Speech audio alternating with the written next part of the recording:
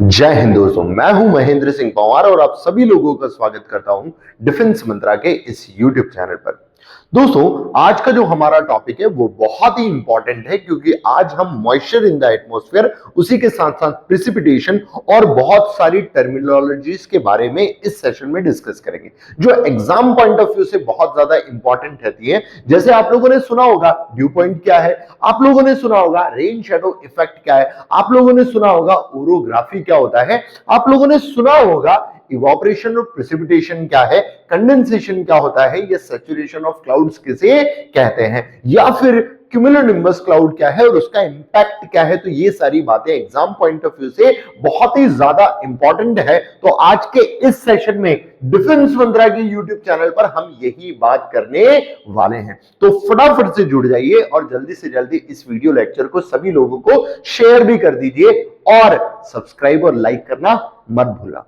तो हमारा जो आज का सेशन है वो है क्लाउड्स, मॉइस्चर, प्रेसिपिटेशन और उसका वर्ल्ड पर डिस्ट्रीब्यूशन। अब दोस्तों, सबसे बड़ी समझने वाली बात तो ये है कि जब हम एटमॉस्फेयर पढ़ रहे थे तो हमने एयर की बात करी थी कि एटमॉस्फेयर का मतलब होता है एनवलप ऑफ एयर, जो अर्थ के आसपास उसके ग्रेविटेशनल फोर्स के कारण है। और उसी पर्टिकुलर एयर में एक और कंस्टिट्यूएंट या एक पार्ट था जिसे हम H2O वेपर कहते हैं, या फिर वाटर वेपर कहते हैं, या फिर मॉइस्चर इन द एटमॉस्फेयर कहते हैं। तो उसी पर्टिकुलर मॉइस्चर का खेल है ये पूरा का पूरा लेक्चर, जिसमें हम क्लाउड्स के बारे में बात करने वाले हैं या फिर रेनफॉल के बारे में बात करने वाले हैं। क्योंकि क्लाउड्स जो है वो आसान भाषा में अगर मैं आप लोगों को कहूं कि क्लाउड्स क्या है, तो ये मॉइस्चर ही होते हैं, पर कहां पर? एट अ सर्टेन हाइट या फिर एल्टीट्यूड, किसी पर्टिकुलर एल्टीट्यूड पे, मतलब पृथ्वी की सतह सरफेस से एक सर्टेन एल्टीट्यूड पर फॉर्म्ड होता है क्या? क्लाउड्स। तो जमीन से एक सर्टेन एल्टीट्यूड पे जो भी मॉइस्चर होता है, moisture at a certain altitude is also considered as cloud, और वही कंडेंस होके क्लाउड का निर्माण करता है, जो कई सारे शेप्स के होते हैं, कई सारे कलर्स के होते हैं, और उनका स्ट्रक्चर और कंपोजिशन ऑफ वाटर उनमें अलग अलग होता है। इस वजह से उन्हें बहुत सारे नाम दिए जाते हैं। अब इसके अलावा रेनफॉल, वो जो मॉइस्चर है, कौन सा वाला मॉइस्चर जो कहां पहुंच गया? क्लाउड्स में पहुंच गया। वो मॉइस्चर जब कभी भी अर्थ की सरफेस की तरफ आता है तो उसे हम फॉलिंग डाउन ऑफ मॉइस्चर कह देते हैं या फॉलिंग डाउन ऑफ वाटर कह देते हैं, और वही falling down of water in any form precipitation या रेनफॉल कहलाता है। पॉइंट समझ में आ गया? क्लियर? तो आज हम बात करने वाले हैं ओवरऑल मॉइस्चर की। तो शुरू करते हैं आज का सेशन। अब सबसे पहली चीज आज हम क्या क्या पढ़ेंगे, तो देखिए, हम वाटर वेपर के बारे में पढ़ेंगे कि वास्तविकता में वाटर वेपर या मॉइस्चर इन द एटमॉस्फेयर क्या है और किन कारणों से इस मॉइस्चर का फॉर्मेशन होता है। इसी के साथ साथ हम एक और मेजरमेंट पढ़ेंगे जिसे हम ह्यूमिडिटी कहते हैं, और बच्चों बहुत बार ह्यूमिडिटी एग्जाम में पूछी गई है क्योंकि इसके बहुत सारे टाइप्स होते हैं, जैसे रिलेटिव, जैसे स्पेसिफिक, जैसे एब्सोल्यूट। इवन सीएसई एग्जाम्स और स्टेट पीसीएस एग्जाम्स में भी बहुत बार ये पूछा जाता है। तो ह्यूमिडिटी के बारे में भी आज हम डिटेल से डिस्कस करेंगे, एज वेल एज उसके टाइप्स के बारे में भी बात की जाएगी। उसके अलावा कुछ टर्मिनोलॉजीज हैं, जैसे कंडेंसेशन क्या होते हैं, जैसे प्रेसिपिटेशन क्या होते हैं, इनके बारे में भी आज हम बात करेंगे। इसके अलावा कुछ एटमॉस्फेरिक प्रोसेसेस और मॉइस्चर जो है उसके कुछ पर्टिकुलर कंडेंस फॉर्म्ड होते हैं, जैसे फॉग क्या है, मिस्ट क्या है, स्मॉग क्या है, इनके बारे में भी यहां पर बात की जाएगी। उसके अलावा हम पढ़ेंगे क्लाउड्स के, क्लाउड्स क्या है, क्लाउड्स के कितने डिफरेंट टाइप्स होते हैं, कितने कलर्स होते हैं, किस किस पर्टिकुलर क्लाउड्स को क्या क्या नाम दिया जाता है, और उसकी कैरेक्टरिस्टिक फीचर्स क्या हैं, उनके बारे में भी आज इसी पर्टिकुलर सेशन में हम यहीं पर बात करेंगे। इसके अलावा बेटा रेनफॉल के टाइप्स क्या क्या हैं, जैसे ओरोग्राफिक रेनफॉल क्या होती है, कन्वेक्शनल रेनफॉल क्या होती है, सबसे ज्यादा कन्वेक्शनल रेनफॉल होती किन जगहों पर है, फ्रंटल प्रिसिपिटेशन किसे कहते हैं, या साइक्लोनिक प्रिसिपिटेशन क्या होता है, साइक्लोनिक प्रिसिपिटेशन ऑकर होने मतलब ऑकर होता कैसे है, या फ्रंटल प्रिसिपिटेशन कैसे ऑकर होता है, एयर मासेस का मूवमेंट कैसे होता है, ये सारी बातें भी आज हमें यहीं पर करनी पड़ेगी। उसके बाद last but not the least, global rainfall distribution. Global rainfall distributions में वो कौन से फैक्टर्स हैं जो इसको कंट्रोल और रेगुलेट करते हैं, वो कौन से फैक्टर्स हैं इसको डायरेक्टली और इनडायरेक्टली अफेक्ट भी करते हैं। तो ये सारी बातें भी आज इसी पर्टिकुलर सेशन में की जाएगी। तो ये रहा हमारा टेबल ऑफ कंटेंट्स, जिसमें आज हमें ये पता चला कि हम आज के इस सेशन में क्या क्या टॉपिक पढ़ेंगे। पॉइंट समझ में आ रहा है? क्लियर? तो चलिए शुरू करते हैं बेटा बिना किसी देरी के आज का हमारा सेशन, जिसमें सबसे पहले लिखा हुआ है व्हाट इज वाटर वेपर। इसी को हम मॉइस्चर इन एटमॉस्फेयर कह सकते हैं। अब आप ध्यान से कुछ चीजें समझिएगा बेटा, जब मैं बात कर रहा हूं मॉइस्चर इन द एटमॉस्फेयर की, तो आप लोगों को पता है कि सरफेस पर जो भी वाटर है उस वाटर का क्या हो रहा होगा, इवोपरेशन। क्या हो रहा होगा? इवोपरेशन। अब आप ध्यान से देखिएगा इवोपरेशन कहां कहां से हुआ। सबसे पहला और बहुत मिनिमम, सबसे पहला मतलब फर्स्ट इवोपरेशन कहां से हुआ, बट वो इवोपरेशन वास्तविकता में बहुत कम होता है comparatively to the other sources. तो सबसे पहला सोर्स है लिविंग ऑर्गेनिजम्स, मतलब जो भी जीवित प्राणी है, जीव और जंतु जो है, उनके द्वारा जब कभी भी रेस्पिरेशन प्रोसेसेस की जाती है तो वो बहुत सारा मॉइस्चर एटमॉस्फेयर में रिलीज करते हैं। जैसे आसान भाषा में हम जब बोलते हैं तो हम जो सांस छोड़ते हैं उसमें कुछ ना कुछ मॉइस्चर निकलता है। जैसे अगर मैं ऐसा करता हूं तो मैंने कुछ मॉइस्चर रिलीज किया, तो ऐसा बहुत सारा मॉइस्चर हम डायरेक्टली और इनडायरेक्टली रिलीजेस करते हैं इन द एटमॉस्फेयर। तो वो एटमॉस्फेयर में मॉइस्चर के रूप में कंट्रीब्यूट करता तो है, पर इसकी क्वांटिटी होती है बहुत कम। पॉइंट समझ में आया? दूसरा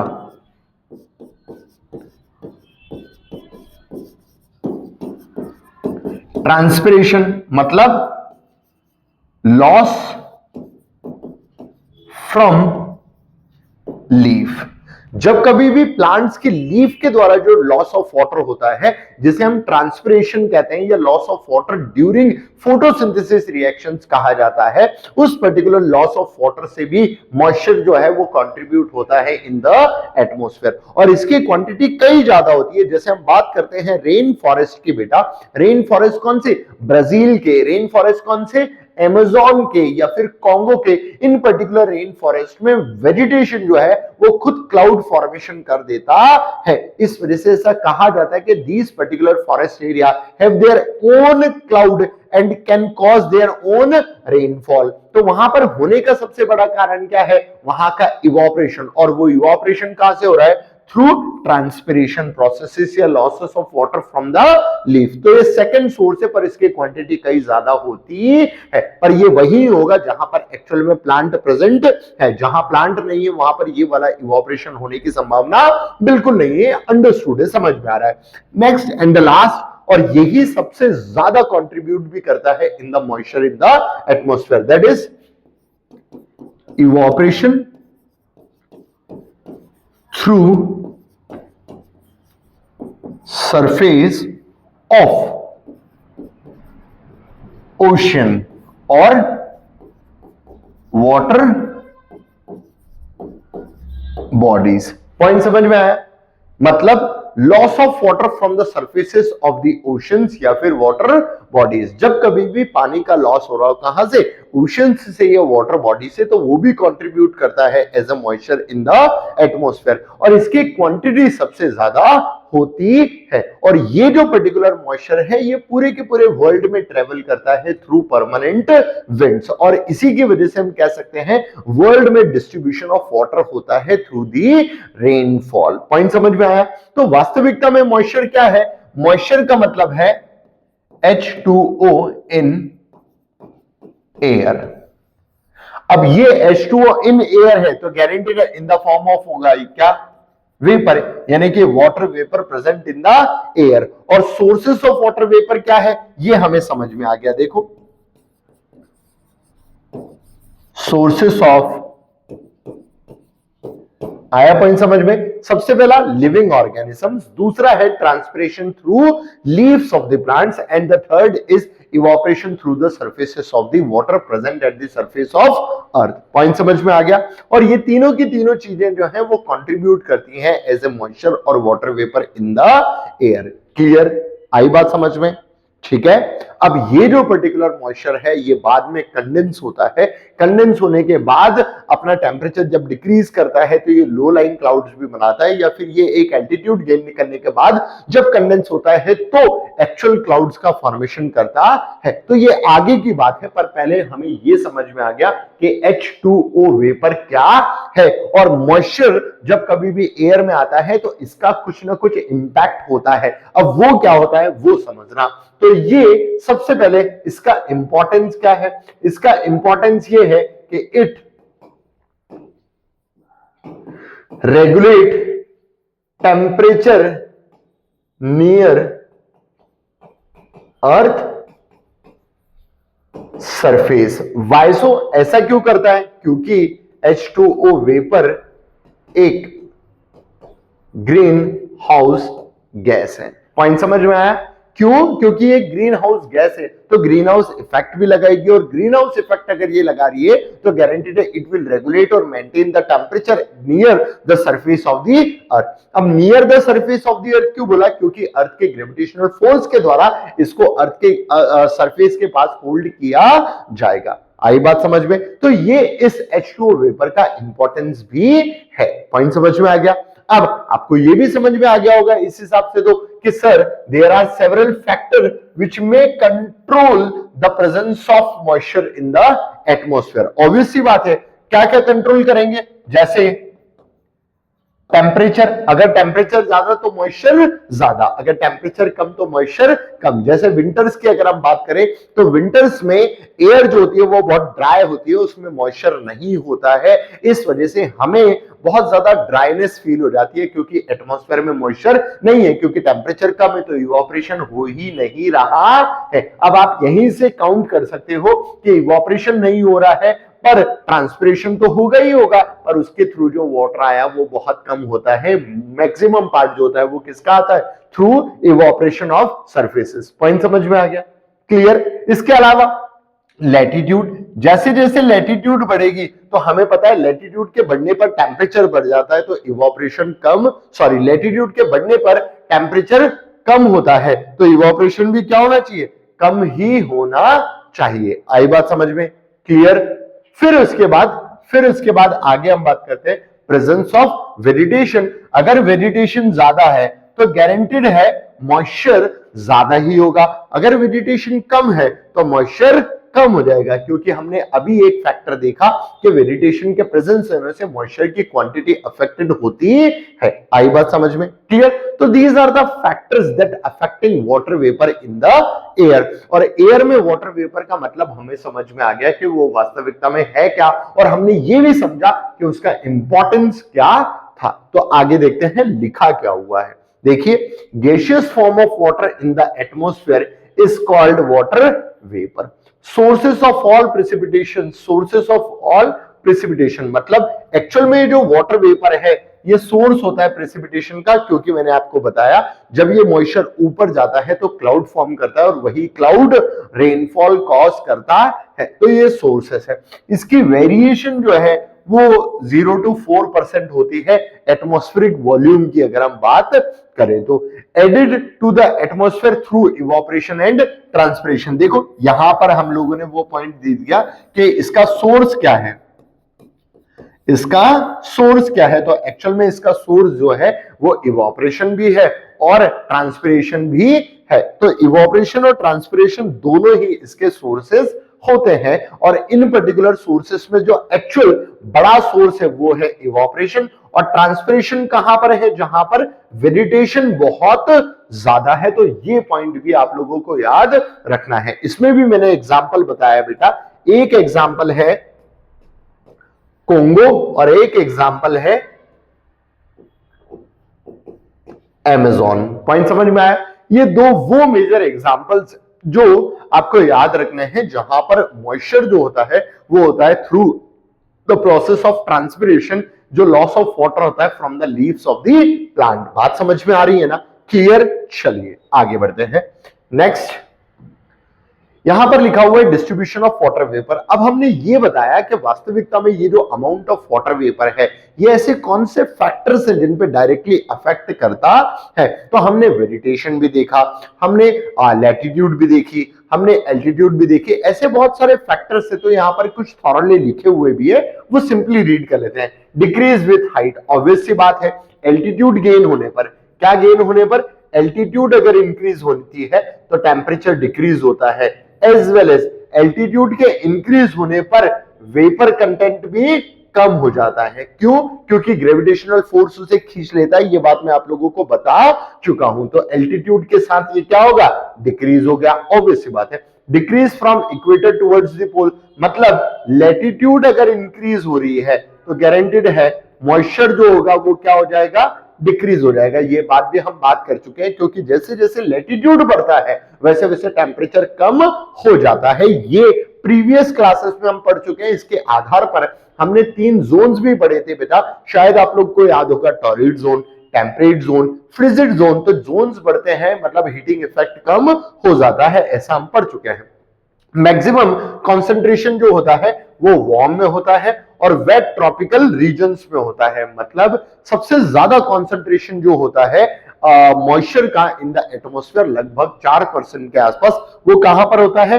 वेट ट्रॉपिकल रीजन्स। यहां पर जो वर्ड है बेटा ट्रॉपिकल रीजन, इसका मतलब है अराउंड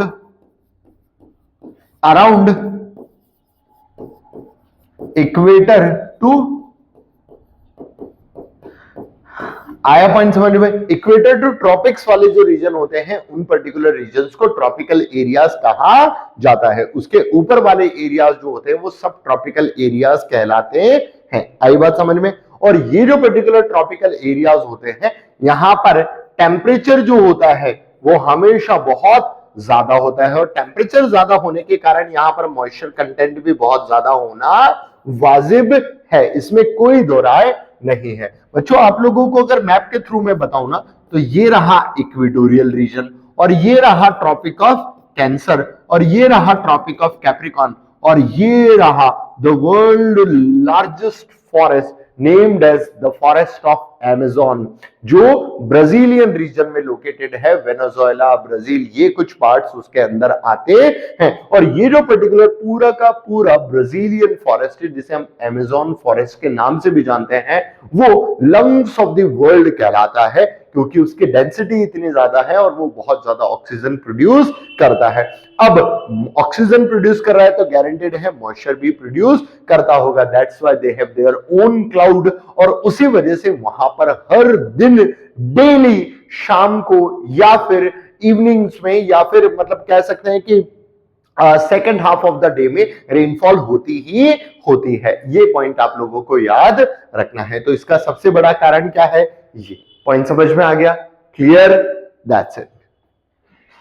अब यहां पर लिखा हुआ है importance of water, importance of water vapour, मतलब जो H2O वेपर है एटमॉस्फेयर में, जो H2O वेपर है उसका एक्चुअल इंपॉर्टेंस क्या है। तो ये भी हम बात कर चुके हैं कि एक्चुअल में it act as a temperature regulating या temperature regulator at the surface of the earth. देखो लिखा हुआ है absorb heat, act like a insulating blanket, मतलब यहां पर ये क्या करता है? टेम्परेचर को मेंटेन करने का काम करता है। Regulates day and night temperature, जो हम बात कर चुके हैं। पॉइंट समझ में आ रहा होगा बच्चों? It influence the atmospheric stability and unstability, मतलब अगर मॉइस्चर में एटमॉस्फेयर में मॉइस्चर बिल्कुल कम हो गया तो हो सकता है उस पर्टिकुलर एटमॉस्फेयर में स्टेबिलिटी डिक्रीज हो जाए, अनस्टेबिलिटी इंक्रीज हो जाए। तो इस चीज को भी वो मेंटेन करने की कोशिश करता है। Why? How? by maintaining the temperature of that particular atmosphere. Point समझ में आया? तो this is the actual importance of water vapor or moisture in the atmosphere. Clear? आई बात समझ में? अब आप ये याद रखिए, आसान भाषा में मैंने आप लोगों को बताया मॉइस्चर। अब मॉइस्चर कहां पर आया? एयर में।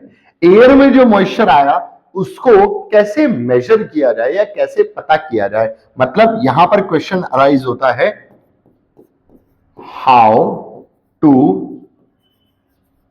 मेजर। आया पॉइंट समझ में? तो एटमॉस्फेयर में जो मॉइस्चर है उसे जब हम मेजर करते हैं तो उस मेजरमेंट के लिए एक वर्ड यूज किया जाता है, दैट इज, मतलब ह्यूमिडिटी क्या है? Humidity is nothing but it is the measurement of moisture in atmosphere या फिर एयर, मतलब amount of water vapour in air. आया पॉइंट समझ में? कि ह्यूमिडिटी वास्तविकता में क्या है? तो ह्यूमिडिटी जो है वो मॉइस्चर को बताती है, किसमें? एयर में या एटमॉस्फेयर में कितना अमाउंट ऑफ मॉइस्चर प्रेजेंट है, इस चीज का कैलकुलेशन है क्या? ह्यूमिडिटी। तो ह्यूमिडिटी हमें ये चीज बताएगी कि वास्तविकता में एटमॉस्फेयर में कितना मॉइस्चर है या नहीं है। पॉइंट समझ में आया? तो इसीलिए कहा जाता है कि मॉइस्चर को कैलकुलेट करने के लिए हम एक वर्ड कैलकुलेट करते हैं या फिर ह्यूमिडिटी को कैलकुलेट किया जाता है। क्लैरिफाई हो रहा है? अब ये जो पर्टिकुलर ह्यूमिडिटी है, इस ह्यूमिडिटी को तीन तरीके से मेजर किया जाता है, इन टर्म्स ऑफ परसेंटेज या फिर इन terms of gram per unit KG या फिर इन terms of gram per unit centimetre cube या फिर मीटर क्यूब, क्यूबिक मीटर, मतलब इन टर्म्स ऑफ वॉल्यूम। पॉइंट समझ में आया? अब जो मेजरमेंट किया जाता है परसेंटेज में या फिर ग्राम पर केजी में या ग्राम पर सेंटीमीटर क्यूब में, उन्हें क्या क्या नाम दिया जाता है, यही एग्जाम पॉइंट ऑफ व्यू से बहुत इंपॉर्टेंट क्वेश्चन बन जाता है बेटा। ये है रिलेटिव ह्यूमिडिटी।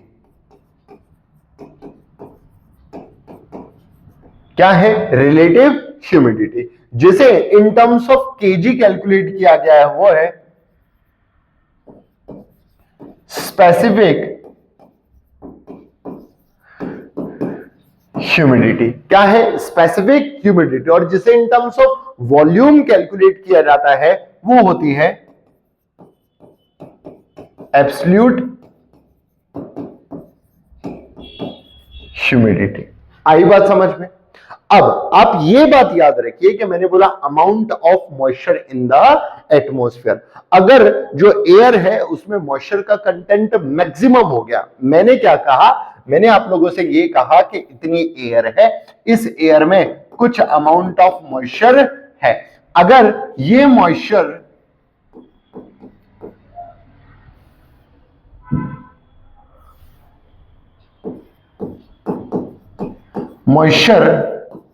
मैक्सिमम है, इट मींस, अगर ये मॉइस्चर मैक्सिमम है, it means what? It means air is, it means air is, air क्या हो गई? सैचुरेटेड। मतलब अब ये इसके अलावा किसी मॉइस्चर को होल्ड नहीं करेगी। ये एक ऐसे ट्रिगर पॉइंट पर है तब ये सैचुरेटेड एयर कन्वर्ट हो जाएगी इनटू वाटर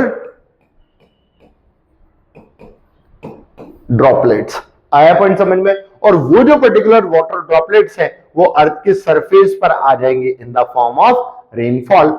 तो ह्यूमिडिटी का बढ़ना या कम होना रेनफॉल होने और ना होने का इंडिकेटर माना जाता है। और ये इस बात का भी सबूत है कि रेनफॉल होगी या नहीं होगी। अगर ह्यूमिडिटी 100% है तो गारंटेड है इट विल कॉज रेनफॉल। अगर ह्यूमिडिटी 0% है तो दूर दूर तक कोई रेनफॉल होने की संभावना नहीं है। मतलब हम ये कह सकते हैं कि humidity is directly an indicator of precipitation और रेनफॉल। पॉइंट समझ में आया? अब ह्यूमिडिटी है क्या? Humidity is the measurement of moisture in the air. उसे तीन तरीके से कैलकुलेट किया जा सकता है और ये एग्जाम के क्वेश्चंस हैं। एग्जाम पॉइंट ऑफ व्यू से आप लोगों को ये याद रखना है।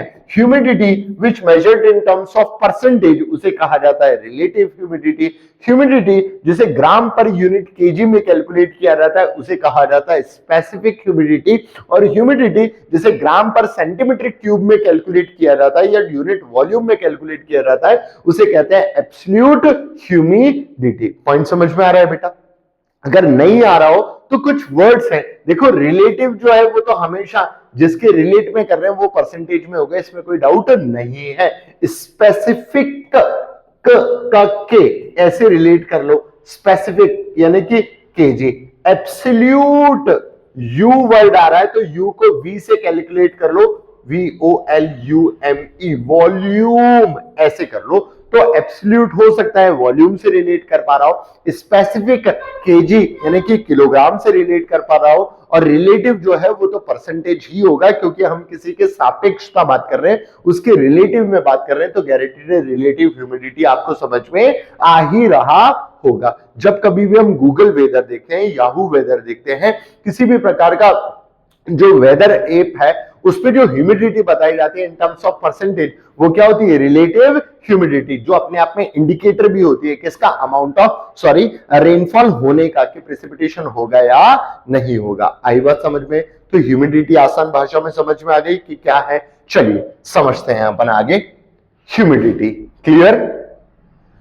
अब ह्यूमिडिटी क्या है? Humidity is the amount of water vapour present in air. कोई दिक्कत ही नहीं है कि वास्तविकता में कितना अमाउंट ऑफ मॉइस्चर एयर में प्रेजेंट है, इस चीज का कैलकुलेशन होती है क्या? Humidity. It determines evaporation and comfort level. ये वास्तविकता में किस चीज को डिटरमाइन करती है? अगर ह्यूमिडिटी बहुत ज्यादा है मतलब इवोपरेशन का रेट ज्यादा है। ह्यूमिडिटी अगर ज्यादा हो गई है तो कंफर्ट लेवल जो है वो थोड़ा सा कम हो जाएगा क्योंकि मौसम चिपचिपा हो जाएगा। पॉइंट समझ में आया? Influence weather phenomena. अगर देखो ह्यूमिडिटी बहुत ज्यादा है तो मैंने अभी आप लोगों को बताया कि रेनफॉल क्या हो जाएगी? होना शुरू हो जाएगा। अगर ह्यूमिडिटी 100% तो guaranteed it will cause rainfall. तो वेदर जो है वो ह्यूमिडिटी के हिसाब से चेंज हो सकता है। पॉइंट समझ में आ रहा है? देखो यहां ह्यूमिडिटी आपको देखने को मिल रही होगी, ह्यूमिडिटी मैक्सिमम है मतलब यहां पर रेनफॉल हो रही है, या फिर एयर में ड्रॉपलेट्स खुद ब खुद बन के नीचे गिर रही है क्योंकि मॉइस्चर की कैपेसिटी नहीं है कि वो एयर की कैपेसिटी ही नहीं रही कि वो और मॉइस्चर होल्ड कर सके। मतलब यहां की जो एयर है वो कैसी हो गई? सैचुरेटेड। और सैचुरेटेड का मतलब होता है 100% ह्यूमिडिटी। आया पॉइंट समझ में? 100% ह्यूमिडिटी मतलब एयर सैचुरेटेड। एयर का सैचुरेशन होना मतलब इट विल कॉज रेनफॉल या फिर इट स्टार्ट कॉजिंग रेनफॉल या प्रेसिपिटेशन। पॉइंट समझ में आया? तो ये है ह्यूमिडिटी। आई बात समझ में? अब ह्यूमिडिटी जो है उसके कुछ टाइप्स भी हैं जैसा हमने देखा। एक होता है absolute humidity. Absolute humidity is the actual amount of water vapour in the air measured in terms of gram per unit volume. Metre cube भी हो सकता है या सेंटीमीटर क्यूब भी हो सकता है। It varies with temperature. आसान भाषा में बिल्कुल सही बात है कि जब टेम्परेचर बढ़ेगा तो ह्यूमिडिटी होल्डिंग कैपेसिटी भी बढ़ जाएगी। अगर टेम्परेचर कम होगा तो ह्यूमिडिटी होल्ड करने की कैपेसिटी भी कम हो जाएगी क्योंकि एयर एक्सपांड हो जाती है और एयर कॉन्ट्रैक्ट हो जाती है विद द टेम्परेचर। आई बात समझ में? Warm air hold more moisture than cooler. जो बात मैं आपको बताने की कोशिश कर रहा हूं वो यहां पर लिखी हुई भी है, ये याद रखिएगा। सबसे पहली चीज जो आपको याद रखनी है एब्सोल्यूट ह्यूमिडिटी क्या होती है, तो ये measurement in terms of gram per unit volume. आई बात समझ में? अब रिलेटिव ह्यूमिडिटी क्या है? रिलेटिव ह्यूमिडिटी होती है measurement in terms of percentage. Clear? मतलब क्या है? It is the actual ratio of what present in the air and what maximum quantity that can be present in the air. मतलब कितना present है और कितना मैक्सिमम प्रेजेंट हो सकता है, इस चीज का रेशियो ही रिलेटिव ह्यूमिडिटी कहलाता है और इसी को परसेंटेज में मेजर किया जाता है। ये ओनली ह्यूमिडिटी है जिसकी कोई यूनिट नहीं होती और जिसे मेजर परसेंटेज में किया जाता है। देखो, actual moisture to the maximum capacity at a given temperature ही रिलेटिव ह्यूमिडिटी कहलाती है। रिलेटिव ह्यूमिडिटी इंक्रीज होती है जब टेम्परेचर क्या होता है, डिक्रीज होता है। क्यों?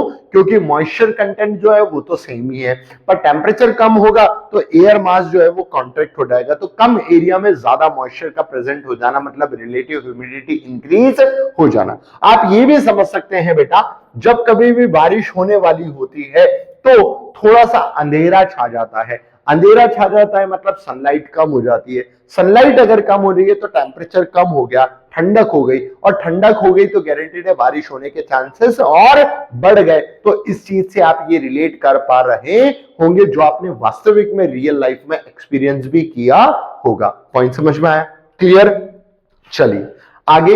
Higher over oceans, lower over the continents. क्योंकि ओशनिक एरियाज पर इवोपरेशन ज्यादा है तो रिलेटिव ह्यूमिडिटी भी ज्यादा है। कॉन्टिनेंटल रीजन्स पे इवोपरेशन कम है तो रिलेटिव ह्यूमिडिटी भी कम है।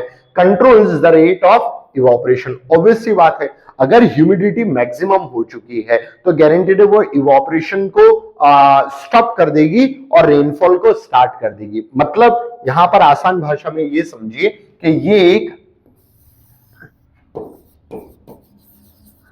सरफेस है, उस सरफेस पर से इवोपरेशन हो रहा है और वो इवोपरेशन कहां पर जा रहा है, इस एटमॉस्फेयर में जा रहा है। अब एटमॉस्फेयर में मॉइस्चर मैक्सिमम हो गया। अगर मैक्सिमम होल्डिंग कैपेसिटी पर अगर पहुंच गया, मॉइस्चर मैक्सिमम होल्डिंग कैपेसिटी पर अगर पहुंच गया तो ये अब उसे होल्ड करना स्टॉप कर देगा। अगर होल्ड करना स्टॉप कर देगा तो गारंटीड है ये मॉइस्चर जो है उसको ऊपर होल्ड करना स्टॉप कर दिया तो ये होना भी बंद हो जाएगा। अगर ये होना बंद हो गया इसका मतलब ये है कि एयर में अब होल्डिंग कैपेसिटी क्या हो गई, बंद हो गई। इसी वजह से आप इमेजिन करके देखो,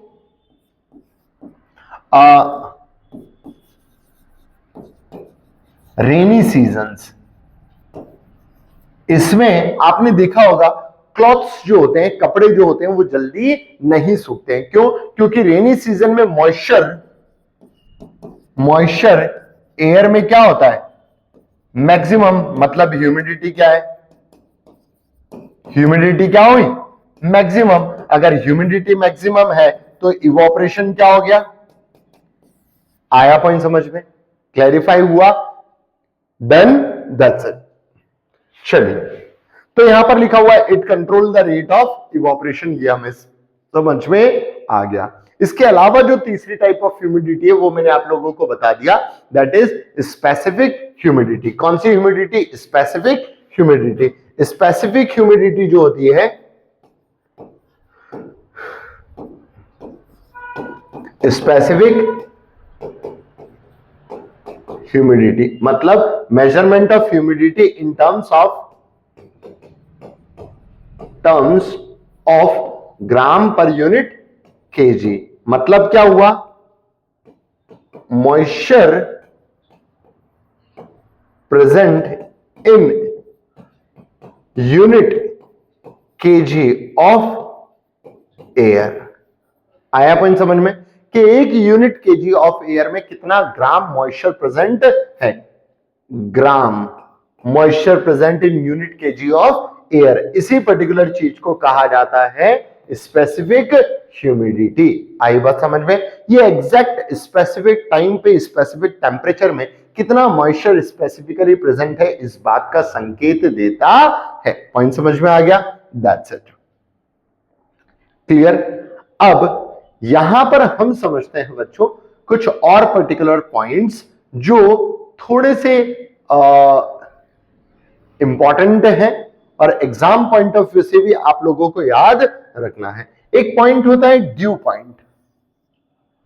अब जब ह्यूमिडिटी की हम अभी बात कर रहे थे कि ह्यूमिडिटी में 100% एयर का सैचुरेट हो जाना या 100% ह्यूमिडिटी हो जाना, मतलब अपने आप में एयर सैचुरेट हो जाती है और उस पर्टिकुलर पॉइंट पर वो जो मॉइस्चर है वो कन्वर्ट हो जाता है इनटू वाटर ड्रॉपलेट। पॉइंट समझ में आ रहा है? यहां पर ध्यान दीजिएगा, ऐसा कुछ है, ये एक एरिया है, इस एरिया में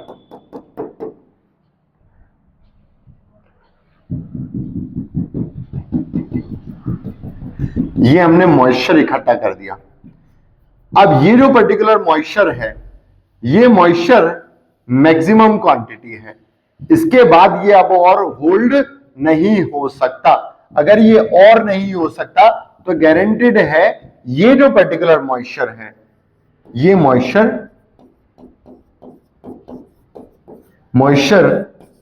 मैक्सिमम है, और ये जो मैक्सिमम मॉइस्चर है इसकी वजह से एयर सैचुरेट हो गई। क्या हो गई? Air saturate. जैसे ही एयर सैचुरेट हो जाती है तो moisture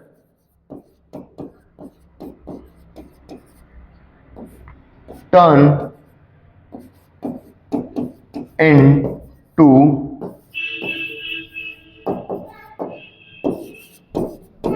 water droplets. Turn into water droplets मतलब वो जो वेपर फॉर्म में जो मॉइस्चर है, क्या बोल रहे हैं हम, वो जो वेपर फॉर्म में मॉइस्चर है वो वेपर कन्वर्ट हो जाएगी लिक्विड फॉर्म में, लिक्विड H2O के फॉर्म में या फिर ड्रॉप के फॉर्म में। पॉइंट समझ में आया? और वो जो पर्टिकुलर वाटर ड्रॉपलेट का कन्वर्जन होना है किस टेम्परेचर पे, किसी पर्टिकुलर टेम्परेचर और स्पेसिफिक प्रेशर पर, उसी particular point of temperature and pressure को ड्यू पॉइंट कहा जाता है। मतलब क्या हुआ? पॉइंट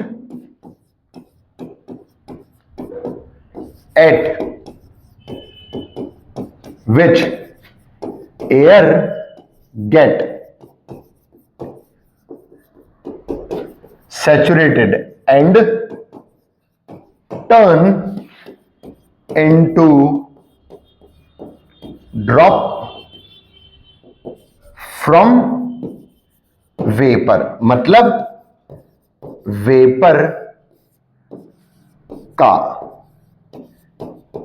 किसी टेम्परेचर एंड प्रेशर पर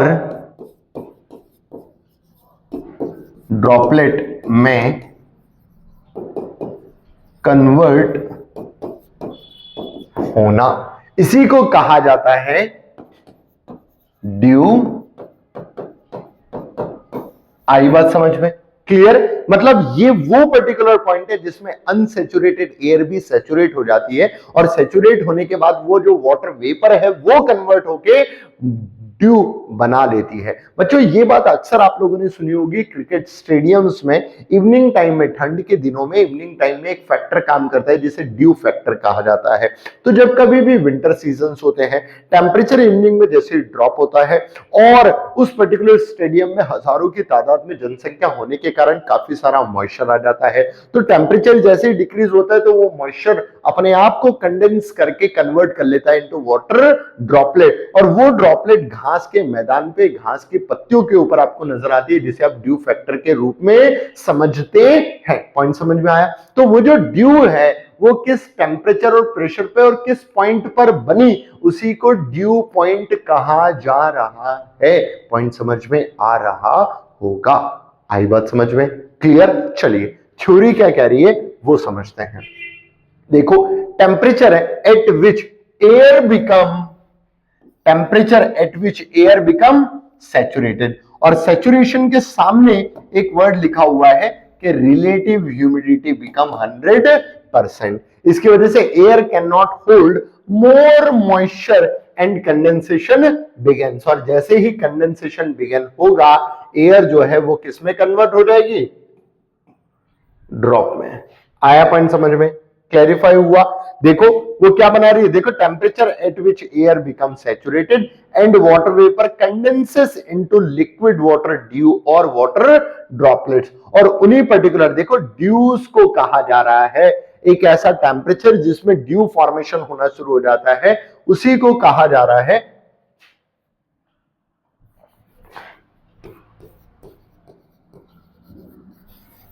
उसी पर्टिकुलर पॉइंट को कहा जा रहा है क्या, ड्यू पॉइंट। जिस पर्टिकुलर पॉइंट पर जो मॉइस्चर है वो अपने आप को कन्वर्ट कर लेता है इनटू वाटर ड्रॉपलेट्स। आया पॉइंट समझ में, वही पॉइंट है ड्यू पॉइंट। क्लियर, आई बात समझ में, ठीक है। नेक्स्ट, अब कुछ और वर्ड्स हैं, इवोपरेशन एंड कंडेंसेशन, और कंडेंसेशन के डिफरेंट डिफरेंट फॉर्म्स, तो वो भी समझते हैं। अब पहले ये समझते हैं कि इवोपरेशन क्या होता है। तो हमें ये तो समझ में आ गया कि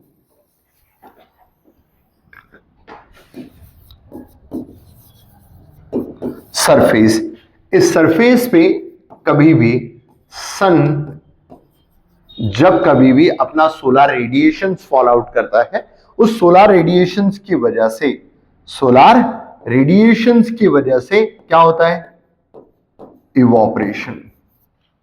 इवोपरेशन में जो यहां पर लिक्विड वाटर होता है ये कन्वर्ट हो जाता है इनटू वेपराइज्ड वाटर और मिक्स हो जाता है इनटू एयर में। अब इस एयर के क्या गेन हो गई, ये देखिए एल्टीट्यूड गेन हो गई, और हमें पता है एल्टीट्यूड के गेन होने पर टेम्परेचर क्या हो जाता है, डिक्रीज। तो जैसे ही टेम्परेचर डिक्रीज होगा ये air get condense due to decrease in temperature. Point समझ में आया। तो एयर जो है वो कंडेंस हो रही है क्योंकि टेम्परेचर डिक्रीज हो गया, और जैसे ही टेम्परेचर डिक्रीज हो गया बेटा, ये एयर जो है वो क्या फॉर्म कर लेगी, क्लाउड्स। और ये क्लाउड्स कॉज करना शुरू कर देंगे क्या,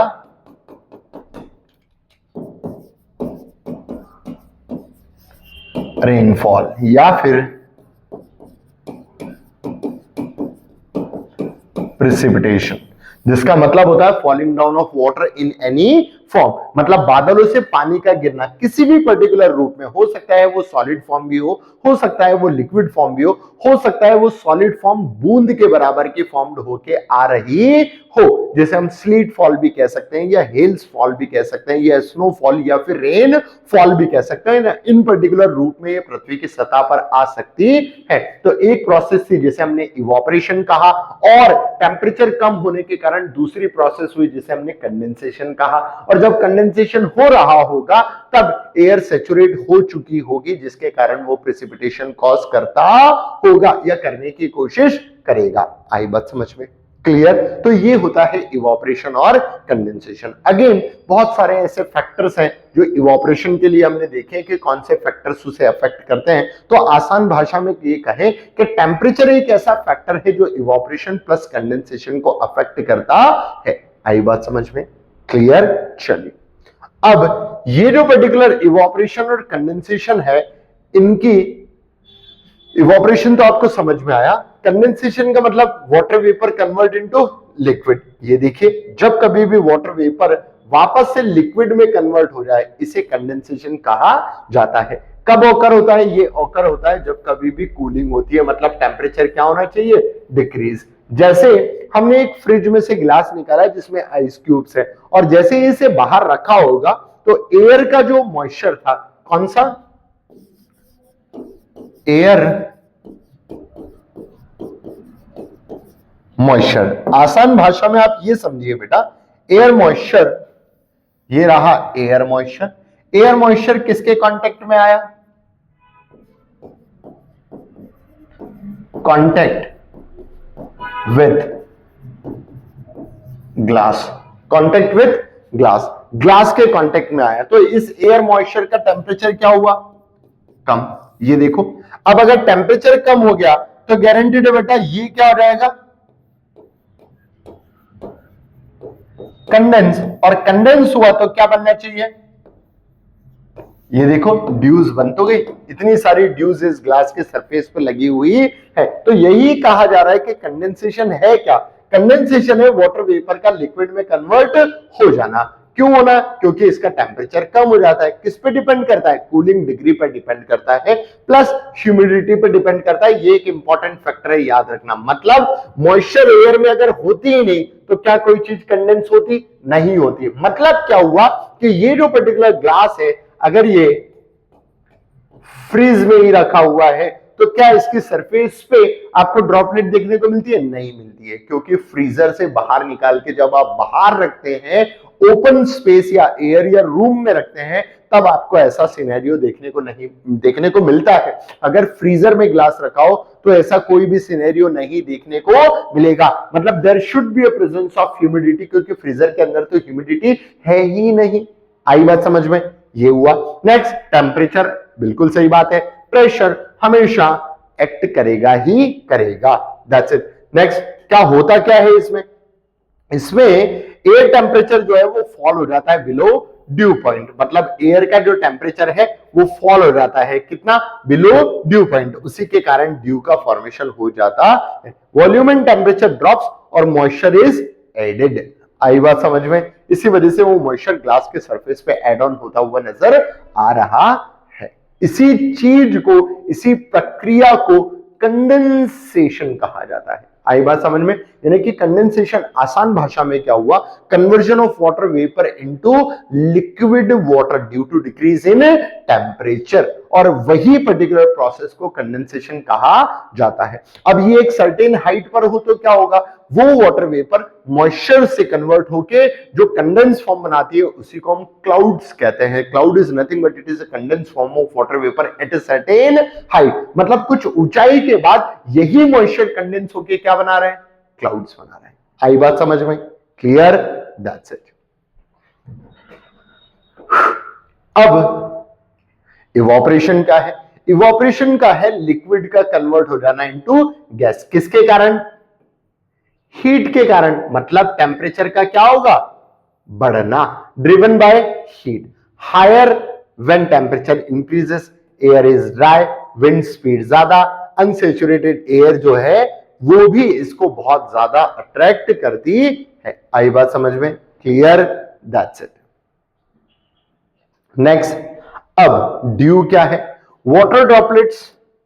ड्यू क्या है, ड्यू आसान भाषा में हम लोगों ने समझा कि ड्यू जो है वो वाटर ड्रॉपलेट्स ही होती है। कहां पर, कोल्ड सरफेसेस पे, चाहे वो ग्रास हो चाहे वो स्टोन हो। क्या रिक्वायर होता है, ड्यू पॉइंट रिक्वायर होता है जो फ्रीजिंग पॉइंट के अबव होता है। इसकी मेन आइडियल कंडीशंस क्या है, क्लियर स्काई होना चाहिए, काम विंड होना चाहिए, और रिलेटिव ह्यूमिडिटी क्या होनी चाहिए, हाई, मतलब 100% तक पहुंच जाती है तब जाके वो ड्यू पॉइंट में कन्वर्ट होती है। और long cold and long nights होनी चाहिए। मतलब एक्चुअल में कौन सा केस होना चाहिए, विंटर का केस होना चाहिए, क्लियर। तभी आपको ड्यू पॉइंट फॉर्म होते हुए नजर आएंगे। इसी पर्टिकुलर केस में ये ग्रासेस के ऊपर आपको ऐसी ड्यूज बनी हुई नजर आती है। आई बात समझ में, तो ये जो पर्टिकुलर पॉइंट है जिसपे एयर का मॉइस्चर कन्वर्ट हो जाता है into water vapour, sorry water droplet, उस पॉइंट को ड्यू पॉइंट कहा जाता है। पॉइंट समझ में आ गया। और ड्यू पॉइंट की वजह से ही सरफेस पर ड्यूज देखने को मिलती है। तो ड्यू का मतलब क्या है, वाटर जो कोल्ड सरफेसेस पे प्रेजेंट है, और किन कारणों से वो भी फैक्टर हमने यहां पर देख लिए। आई बात समझ में। अब कुछ और पॉइंट है, जैसे फ्रॉस्ट। फ्रॉस्ट का मतलब क्या है, डायग्राम देख के आपको समझ में आ रहा होगा कि लीफ पर आइस क्रिस्टल्स, आइस क्रिस्टल्स का आ जाना, क्या आ जाना, आइस क्रिस्टल्स। तो देखो ice crystals deposited directly on surfaces, surface पे डायरेक्टली आइस क्रिस्टल का आ जाना।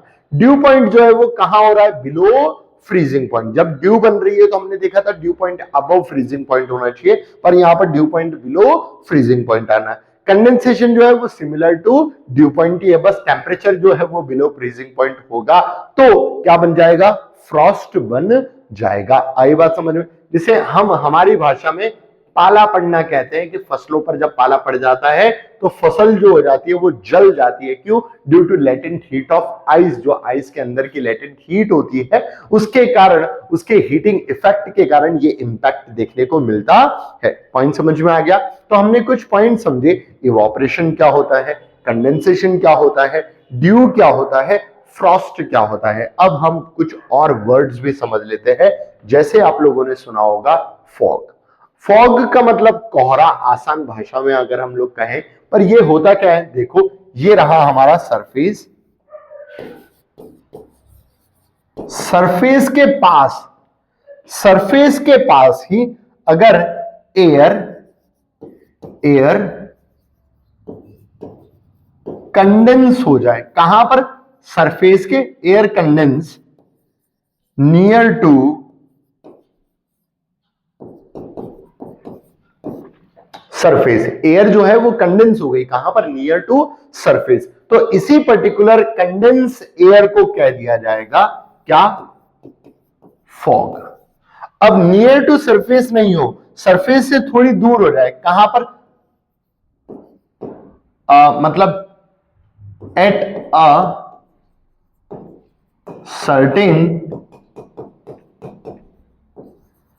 सर्टेन एल्टीट्यूड, तो इसी को क्लाउड्स कह दिया जाता है। आई बात समझ में? मतलब आसान भाषा में तो ये कह सकते हैं कि वास्तविकता में फॉग क्या है? Low lying clouds. ये देखिए, लो लाइंग क्लाउड्स, तो होता भी यही है कि फॉग क्या है? लो लाइंग क्लाउड्स ही है। मतलब जब कभी भी मॉइस्चर अर्थ की सरफेस के पास ही कंडेंस हो जाता है और धुंध और कोहरा वाला क्षेत्र जो बना लेता है, उसी को फॉग कहा जाता है, जिसका मुख्य प्रभाव क्या होता है कि विजिबिलिटी जो है वो बहुत रिड्यूस हो जाती है, जो लगभग 1 या 2 किलोमीटर के बीच में रह जाती है, उसके आसपास ही रह जाती है। इसी पर्टिकुलर एटमॉस्फेरिक कंडीशन को फॉगी कंडीशन कहा जाता है। ऑब्वियस सी बात है, जब सरफेस पे टेम्परेचर बहुत कम हो जाता है, मतलब ड्यूरिंग विंटर ऐसा फिनोमिना देखने को मिलता है। देखो, क्लाउड एट और नियर द ग्राउंड, जब कभी भी बादलों का निर्माण पृथ्वी की सतह के पास ही हो जाए, इस केस को फॉगी केस कहा जाता है। Formed when moist air cools suddenly, कहां पर? Near the surface of the earth, reduces visibility और हजार्डस होती है। इस समय में सांस लेने में भी थोड़ी सी प्रॉब्लम होती है क्योंकि एयर थिक हो जाती है। पॉइंट समझना, एक फॉग होता है रेडिएटिंग फॉग, एक फॉग होता है एडवेक्शन फॉग, एक आइस फॉग और एक फ्रीजिंग फॉग। अब वो फॉग जो रेडिएशंस के कारण हुआ हो उसे रेडिएटिंग फॉग कहते हैं। वो फॉग जो किसी पर्टिकुलर सरफेस पर टकराने के कारण हुआ हो या सरफेस पे चलने के कारण हुआ हो, उसे कहा जाता है advection fog. Fog occur due to surfaces, जैसे यहां पर सी सरफेस दिया गया है। नेक्स्ट, आइस फॉग, मतलब ऐसा पर्टिकुलर फॉग जो आइस के सरफेस पर जनरेट हो रहा हो, उसे आइस फॉग।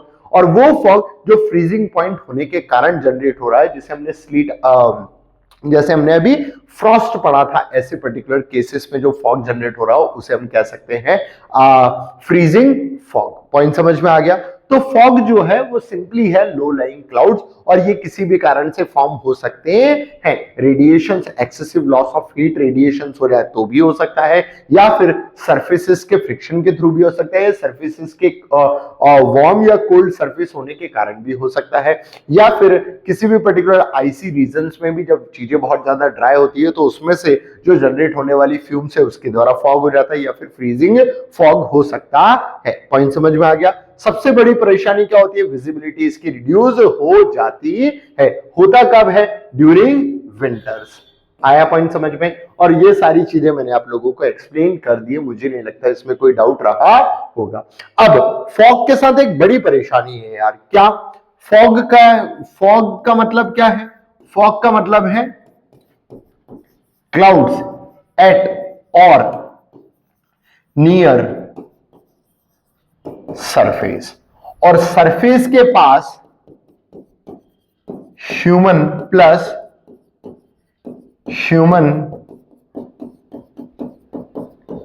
एक्टिविटीज भी होती है, और ह्यूमन एक्टिविटीज पॉल्यूशन भी जनरेट करती है, और उस पॉल्यूशन में NO2, SO2, CO2, ऐसी कुछ हार्मफुल गैसेस भी निकलती हैं। पॉइंट समझने की कोशिश करना, मतलब फॉग है, क्लाउड्स नियर द सरफेस, और नियर द सरफेस कुछ ह्यूमन एक्टिविटीज हो रही है जिसके कारण पॉल्यूशन जनरेट हुआ। तो ये जो पर्टिकुलर गैसेस है, ये गैसेस डायरेक्टली ऐड ऑन हो जाती है किसके साथ? With fog.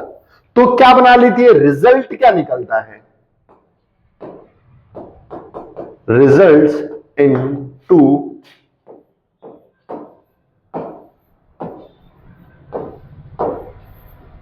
स्मॉग, मतलब smoke plus fog is known as smog. ये और ज्यादा हानिकारक है, मतलब ऐसे पर्टिकुलर एरियाज जहां पर पॉल्यूशन की परेशानी ज्यादा है और विंटर कंडीशन अगर ऑकर हो जाए जिसमें वो पर्टिकुलर पॉल्यूटेड एयर जो है वो मिक्स हो जाए फॉग के साथ, तो वो स्मॉग बना देगी जिसमें विजिबिलिटी और कम हो जाती है और जो रेस्पिरेशन प्रोसेसेस होती हैं उसमें और ज्यादा दिक्कत आती है। इस वजह से कई सारी रेस्पिरेटरी डिसीजेस को भी जन्म दिया जाता है। पॉइंट समझ में आया? जैसे एग्जांपल के तौर पे कुछ मेट्रोपॉलिटन सिटीज जिसमें हमारी कैपिटल की अगर हम बात करें दिल्ली की, तो दिल्ली में यही समस्या सबसे ज्यादा बड़ी देखने को मिलती है। क्यों मिलती है उसको आप समझने की कोशिश करना। अगर हम भारत का नक्शा देखें तो कुछ इस प्रकार से हमें समझ में आएगा। यहां कहीं पर्टिकुलर है दिल्ली। अब दिल्ली ये उत्तर प्रदेश और ये कुछ राजस्थान वाला पार्ट। उत्तर प्रदेश और राजस्थान और हरियाणा पंजाब वाले जो रीजन्स है वो बहुत सारी पराली बर्न करते हैं, और ये जो अभी पर्टिकुलर विंटर सीजन आया ना उससे पहले मॉइस्चर जो होता है वो इसी दिशा में ट्रेवल करता है। और दिल्ली जो है वो एक एल्टीट्यूड पर बसा हुआ है, किसके कारण? ड्यू टू दिल्ली रिजेस के कारण। किसके कारण? दिल्ली रिजेस के कारण। या फिर हम कह सकते हैं दिल्ली जो है वो पोटवार प्लेट्यू का हिस्सा है, अरावली के इरोडेड पोर्शन का हिस्सा है, तो वो एल्टीट्यूड पर है। तो यहां पर जो भी पर्टिकुलर पॉल्यूशन जा रहा है और मॉइस्चर जा रहा है वो इस समय दिसंबर के समय कंडेंस होता है। तो यहां पर क्या बन जाती है? एक कंडीशन बन जाती है जिसे स्मॉग कहा जाता है। मतलब स्मॉग किसके साथ ऐड हो गया बेटा? फॉग के साथ। इस वजह से यहां पर समस्या और हार्श हो जाती है। आई बात समझ में? क्लियर? चलिए समझ लेते हैं क्या है। ये देखिए, फॉग वर्सेस स्मॉग। फॉग जो है वो वाटर ड्रॉपलेट है on dust particle, reduces visibility, natural phenomena है। क्लियर? स्मॉग क्या है? Water droplet on pollutants. आई बात समझ में? Reduces visibility as well as health impacts होता है। पॉल्यूशन रिलेटेड हेल्थ इंपैक्ट जो है वो हमें देखने को मिलते हैं, जिसमें रेस्पिरेटरी डिसीजेस वगैरह, अस्थमा, लंग्स से संबंधित कोई परेशानियां ओकर होती हुई नजर आती हैं। आंखों में आंखों का जलना, बर्निंग ऑफ आईज या रेडनेस ऑफ आईज, ये सारी परेशानियां भी हमें देखने को मिलती है। This is due to smog या फिर स्मॉग की कंडीशन के कारण ये ऑकर होता है। पॉइंट समझ में आ गया? क्लियर? तो ये था बेटा मॉइस्चर, ह्यूमिडिटी और कंडेंसेशन और उसके डिफरेंट डिफरेंट फॉर्म्स। अब हम बात करते हैं एक नए पर्टिकुलर टॉपिक की, एक नई चीज की, जिसे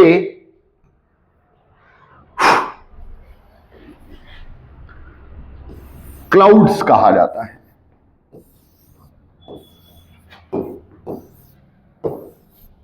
क्लाउड्स कहा जाता है। अब इतना सजा के और पूरे पूरे क्षेत्र में क्यों लिखा गया? क्योंकि आप लोगों को पता है कि क्लाउड्स का मतलब है सरफेस से एक सर्टेन एल्टीट्यूड पर, अर्थ के सरफेस से किसी पर्टिकुलर एल्टीट्यूड पर जो कंडेंस फॉर्म ऑफ वाटर है उसी को क्लाउड्स कहते हैं। आई बात समझ में? अर्थ के सरफेस से सर्टेन एल्टीट्यूड पे जो condense form of water vapour present है उसी पर्टिकुलर चीज को क्लाउड कहा जाता है। मतलब क्लाउड क्या है? आसान भाषा में condense water vapour at certain altitude. Point समझ में आ गया। अब ये जो शब्द लिखा हुआ है इसे आप इसी हिसाब से याद रख लीजिए। क्लाउड्स मतलब ये एक सर्टेन एल्टीट्यूड पर लिखा हुआ है, और सी से जब आप एस की तरफ जाते हैं तो एल्टीट्यूड कम हो जाती है। याद करने का तरीका सिंपली बता रहा हूं। अब एल्टीट्यूड के आधार पर क्लाउड्स को 3 कैटेगरीज में बांटा जाता है। सी से होता है सिरस, एस से होता है स्ट्रेटस। सिरस सबसे ऊंचा क्लाउड, हाईएस्ट, और स्ट्रेटस लोवेस्ट, और बीच में जो लाउड्स बच गया ये है अल्टो क्लाउड्स। क्या है? अल्टो क्लाउड्स मतलब मिडिल क्लाउड। मतलब on the basis of height या on the basis of altitude clouds can be divided into 3 broad categories, cirrus, alto and stratus. Cirrus highest cloud, alto middle clouds, stratus lowest cloud. आया point समझ में? Clouds क्या है? Clouds is the moisture या फिर condense form of moisture at a certain altitude. आई बात समझ में? क्लियर? तो क्लाउड्स क्या है, क्लाउड्स के टाइप्स क्या हैं, ये सारी चीजें अब हम डिस्कस करने जा रहे हैं। तो ध्यान से देख लीजिएगा बेटा। Water clouds, suspended water droplets और icy crystals in the air formed by condensation at an altitude. जब कभी भी किसी पर्टिकुलर एल्टीट्यूड पे मॉइस्चर कंडेंस हो जाता है तो उससे जो चीज का निर्माण होता है उसी को क्लाउड कहा जाता है। क्लासिफाइड होते हैं on the basis of height, altitude. Altitude के आधार पर ध्यान से देखिएगा, सिरस, अल्टो, स्ट्रेटस। सिरस मतलब हाईएस्ट, अल्टो मतलब मिडिल, स्ट्रेटस मतलब लोवेस्ट। आई बात समझ में? On the basis of shape, shape में आपको देखने को मिलता होगा हमेशा बादल ऐसे बनाया जाता है। ये जो पर्टिकुलर क्लाउड होता है इसे क्यूमुलस क्लाउड कहा जाता है, या ग्लोबुलर स्ट्रक्चर जो होता है उसे क्यूमुलस क्लाउड कहा जाता है। कुछ आपको ऐसे शेप के भी नजर आते हैं, ये देखिए कुछ ये फीदर लाइक स्ट्रक्चर नजर आ रहा है। ये देखिए ऐसे जो स्ट्रक्चर नजर आता है इसे सिरस क्लाउड भी कहा जाता है। और कुछ नीचे ऐसे लेयर्ड क्लाउड जो नजर आते हैं ऑन द बेसिस ऑफ ये ऐसे शीट फॉर्म में नजर आते हैं उसे स्ट्रेटस क्लाउड भी कहा जाता है। तो शेप के आधार पर भी डिफाइन कर लिया। On the basis of density और ट्रांसपेरेंसी, जैसे क्यूमुलोनिम्बस क्लाउड होता है जो सबसे ज्यादा डेंस होते हैं, पर सिरस क्लाउड होते हैं उनकी डेंसिटी कंपैरेटिवली कम होती है। अगेन ट्रांसपेरेंसी की अगर बात की जाए तो क्यूमुलोनिम्बस क्लाउड जो होते हैं वो बिल्कुल ओपेक होते हैं, उनके बीच में से बिल्कुल नजर नहीं आता है। पर कुछ क्लाउड्स ऐसे होते हैं जिनके अंदर से नजर आ जाता है, ट्रांसपेरेंटी काफी अच्छी होती है क्योंकि उसमें वाटर कंटेंट कम होता है। अब एक और क्लाउड होता है जो वाटर के आधार पर डिफाइन किया जाता है, या फिर वाटर ड्रॉपलेट्स, वाटर या फिर कलर के बेस पे डिफाइन किया जाता है, जिसे निम्बस कहा जाता है। क्या कहा जाता है? निम्बस। मतलब कलर कंटेंट अगर डार्क है तो उसमें वाटर कंटेंट ज्यादा है, अगर वाटर कंटेंट कम है तो उसका कलर जो है वो लाइट ग्रे कलर का हो जाएगा। डार्क ग्रे टू ब्लैक अगर हो गया है तो वो निम्बस क्लाउड है जिसमें रेनिंग कैपेसिटी बहुत ज्यादा है, और अगर ग्रे कलर का है तो वो निम्बस नहीं है, मतलब उसमें रेनिंग कैपेसिटी बिल्कुल ना के बराबर है या जीरो है। तो वो जो कलर है it also indicate the raining capacity as well as it named by a cloud named as nimbus cloud. Point समझ में आया? क्लियर हो रहा होगा बेटा। और बहुत अच्छे से डिटेल में अब आगे समझते हैं, पर आपको क्लाउड समझ में आ गया कि वास्तविकता में क्लाउड क्या है। देखो यहां पर क्लाउड के टाइप्स बता रखे हैं। सबसे पहला सिरस। सिरस मतलब हाईएस्ट क्लाउड। कैसा होता है? थिन होता है, और स्ट्रक्चर कैसा होता है? फीदर लाइक स्ट्रक्चर है। तो ये चीज आपको याद रखना है, मैं बार बार आपको बता रहा हूं। आसान भाषा में सी और एस जो है इस दिशा में जाएंगे तो एल्टीट्यूड क्या होगी? कम हो जाएगी। देखना सिरस जो है हाईएस्ट है। अब जो चीज हाईएस्ट होती है वो सही से दिखाई नहीं देती। देखो सबसे ऊपर होगा तो कम ही दिखेगा क्योंकि वो सबसे दूर है। तो कैसा नजर आएगा? बिल्कुल फीदर लाइक स्ट्रक्चर नजर आएगा, फीदर शेप। क्लियर? और स्ट्रेटस है मतलब सबसे पास है। लो लाइंग तो कैसे नजर आएंगे? Straight, horizontal sheets, horizontal sheets के रूप में। ऊपर देखो पूरी दीवार ऐसी रूफ के लाइक फैला हुआ है, तो वो कौन से क्लाउड है? स्ट्रेटस क्लाउड। लो लाइंग क्लाउड होंगे, नीचे रहने वाले क्लाउड होंगे। और ये जो पर्टिकुलर पोर्शन है मिडिल क्लाउड्स, मिडिल उसमें है अल्टो। इसके अलावा दो और क्लाउड आपको याद रखना है on the basis of shape. इसे कहा जाता है, ये देखो लिखा हुआ है क्यूमुलस। क्यूमुलस मतलब cotton like, cotton like structure. देखो रुई के आकार का जो बादल होता है इसकी वाटर होल्डिंग कैपेसिटी सबसे ज्यादा होती है। पॉइंट समझ में आया? ये याद रखना। इसके अलावा एक और होता है स्ट्रेटस। देखो लो लाइंग या फिर लेयर्ड और कवर स्काई यूनिफॉर्मली, पूरे बादल पूरे आसमान में फैला हुआ। और कैसा होता है? स्ट्रेट, हॉरिजॉन्टल शीट या फिर लेयर्ड के रूप में। आया पॉइंट समझ में? क्लियर? इसके बाद निम्बस डार्क होता है, डेंस होता है, शेपलेस होता है, पर इसमें रेनिंग कैपेसिटी होती है। ये पॉइंट भी आप लोगों को याद रखना है। आई बात समझ में? तो these are basically 5 types of cloud on the basis of altitude, on the basis of shape, on the basis of raining capacity. अब कभी भी ये जो क्लाउड होता है ना बेटा, ये अकेला नहीं पाया जाता, ये हमेशा किसी न किसी के कॉम्बिनेशन में ही पाया जाता है। इस वजह से there are various types of cloud on the basis of their combinations. क्या होता है वो समझने की कोशिश करना। जैसे क्लाउड का classification on the basis of height. देखो हाई क्लाउड जो होता है वो सिरस, पर सिरस जब कभी भी शीट फॉर्म में प्रेजेंट हो जाए, मतलब हाईएस्ट इन शीट स्ट्रक्चर। देखो सिरस का मतलब हाईएस्ट, स्ट्रेटस का मतलब लेयर्ड। यहां पर लोवेस्ट नहीं हो सकता। क्यों नहीं हो सकता? क्योंकि हाईएस्ट के साथ लोवेस्ट नहीं मैच करेगा, पर हाईएस्ट जो है वो शीट फॉर्म में हो सकता है, इस वजह से सिरो स्ट्रेटस। दूसरा सिरो क्यूमुलस मतलब हाईएस्ट है पर कैसा स्ट्रक्चर है?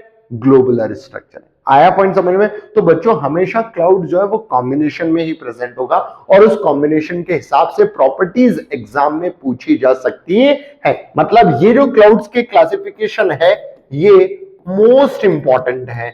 एग्जाम पॉइंट ऑफ व्यू से मैं बात कर रहा हूं, बहुत ज्यादा इंपॉर्टेंट है। इनके कैरेक्टरिस्टिक फीचर्स एग्जाम में पूछे जाने की 100% संभावना है। पॉइंट समझ में आ गया? मिडिल क्लाउड क्या है? देखो अल्टो। अल्टो स्ट्रेटस मतलब मिडिल है पर शीट लाइक स्ट्रक्चर में है या लेयर्ड स्ट्रक्चर में है। अल्टो क्यूमुलस मतलब मिडिल क्लाउड है पर ग्लोबुलर स्ट्रक्चर में प्रेजेंट है। क्लियरिफाई हुआ? Next low lying cloud. Strato cumulus मतलब लोअर क्लाउड है। स्ट्रेटो अब यहां पर लोअर से कह रहा है और क्यूमुलस मतलब ग्लोबुलर स्ट्रक्चर। निम्बो स्ट्रेटस मतलब लोअर रेनिंग क्लाउड है, लोवेस्ट क्लाउड है बट रेनिंग कैपेसिटी है उनके अंदर, तो वो लोअर रेनिंग क्लाउड्स कहे जाएंगे, जिसे हम स्ट्रेटो निम्बस कह सकते हैं। आई बात समझ में? क्लैरिफाई हुआ? नेक्स्ट वर्टिकल डिस्ट्रीब्यूशन की बात की जा रही है, क्यूमुलस और क्यूमुलोनिम्बस। क्यूमुलोनिम्बस का मतलब क्या होता है? सरफेस से ऐसा ग्लोबुलर स्ट्रक्चर में जो फैला हुआ होता है जिसकी एक एनुअल हेड भी होता है जो हमेशा ईस्ट डायरेक्शन में हेड करता है। ऐसे पर्टिकुलर क्लाउड्स को कहा जाता है क्यूमुलोनिम्बस क्लाउड। ये सबसे ज्यादा डेंस होते हैं, इनका बहुत ज्यादा मास होता है और खुद का ग्रेविटेशनल फोर्स भी होता है, खुद थंडरिंग और लाइटनिंग भी कॉज कर सकते हैं। ऐसे पर्टिकुलर क्लाउड को कहा जाता है क्यूमुलोनिम्बस क्लाउड। देखो यहां पर लिखा हुआ है थंडरस्टॉर्म क्लाउड, मतलब क्यूमुलोनिम्बस एक एक्सेप्शनल केस है बच्चों, जब कभी भी रेनिंग कैपेसिटी के साथ ग्लोबुलर स्ट्रक्चर एड ऑन हो जाता है तो उसका मास बहुत ज्यादा होने के कारण डेंसिटी भी बहुत ज्यादा बढ़ जाती है, plus gravitational force of attraction भी बढ़ जाता है, जिसके कारण कई बार तो जो जेट प्लेन्स गुजरते हैं उनको भी वो अपनी तरफ अट्रैक्ट कर लेता है। बच्चों हो सकता है आप लोगों ने एक एनिमेटेड मूवी देखी होगी अप मूवी में एक ऐसे ही एडवेंचरस बंदा होता है जो घर उड़ा के ले जा रहा होता है और वो घर जो है वो उस पर्टिकुलर क्लाउड के द्वारा अट्रैक्ट होता है, तो वो उसमें कमेंट भी करता है कि this is a type of cumulonimbus cloud which having high force of attraction due to which our house is also attracted towards the cloud। तो वहां पर इसका एक्सप्लेनेशन भी देखने को मिलता है और लाइव आप हो सकता है वो चीज देख पाएंगे। तो ये था distribution of cloud on the basis of its shape. Point समझ में आ गया? क्लियर? नेक्स्ट, आई यहां तक बातें समझ में? क्लियर? तो हम लोगों ने आसान भाषा में ये समझ लिया कि क्लाउड्स क्या हैं और इन पर्टिकुलर क्लाउड्स के डिफरेंट टाइप्स क्या हैं और इन टाइप्स के सब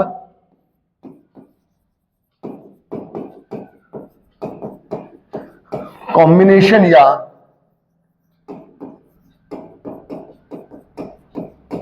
क्लासिफिकेशन क्या है। पॉइंट समझ में आ रहा है? तो जब हम बात करते हैं क्लाउड्स की, तो क्लाउड्स का मतलब है moisture at a certain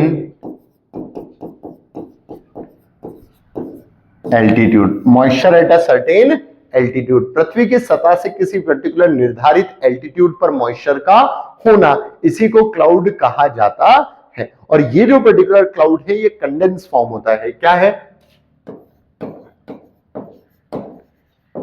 condense form of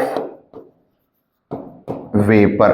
क्या है? Condense form of vapour. जो एयर है उस पर्टिकुलर जो एटमॉस्फेयर है, एटमॉस्फेयर के किसी निर्धारित एल्टीट्यूड पे जो कंडेंस फॉर्म ऑफ वेपर है उसी को क्लाउड कहा जाता है। उसके बहुत सारे टाइप हैं on the basis of height. हमने देखा कि एक होता है सिरस, एक होता है अल्टो, एक होता है stratus. On the basis of shape, ये तो एल्टीट्यूड के आधार पर था। एल्टीट्यूड के अलावा शेप के आधार पर भी हमने देखा। शेप के आधार पर होता है एक फीदर लाइक, एक लेयर्ड लाइक और एक और होता है ग्लोबुलर या फिर cotton like. Clear? On the basis of colour, colour भी हमने देखा जिसका नाम है निम्बस। अब इसके अलावा हमने इनके कॉम्बिनेशंस भी देखे थे बेटा, जैसे सिरस, सिरस जो है वो किसके साथ मिल गया? स्ट्रेटस। या फिर वो किसके साथ मिल गया? या फिर किसके साथ मिल गया? क्यूमुलस। आया पॉइंट समझ में? ऐसे ही अल्टो, अल्टो किसके साथ मिला? स्ट्रेटस या फिर क्यूमुलस। ऐसे ही स्ट्रेटस किसके साथ मिला? निम्बस या फिर क्यूमुलस। क्लियर? इसके अलावा हमने क्यूमुलो निम्बस भी देखा, और ये जो क्यूमुलो निम्बस है ये अपने आप में एक एक्सेप्शन केस था और एक ऐसा केस जिसमें एक ऐसे क्लाउड फॉर्मेशन हो जाते हैं जिनका टॉप इविल हेड की तरह दिखाई देता है, जो वेस्ट टू ईस्ट एक्सटेंड होता है, जिसमें खुद का ग्रेविटेशनल फोर्स होता है, खुद की थंडरिंग कैपेसिटी होती है और बहुत ज्यादा रेन कॉज कर सकता है। और जब कभी भी इस पर्टिकुलर क्लाउड में अगर क्लाउड बस्टिंग हो जाए तो गारंटेड है नीचे प्रेसिपिटेशन की वजह से फ्लड कॉज होने की संभावना है ही है। तो ये था बेटा ओवरऑल क्लाउड्स। आया पॉइंट समझ में? अब हमें यह भी समझ में आ गया कि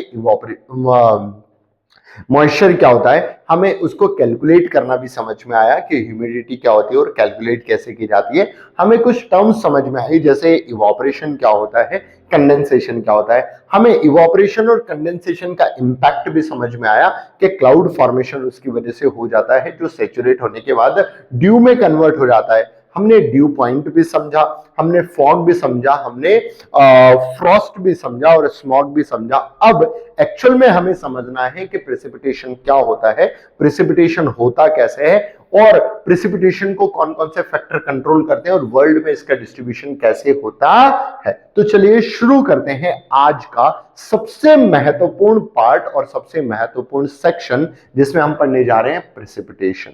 बच्चों, प्रेसिपिटेशन का मतलब क्या होता है?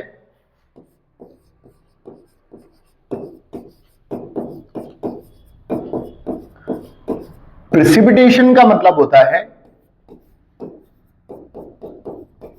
Falling down of water from air to earth surface in any form. मतलब क्या हुआ, ये सरफेस है और यहां पर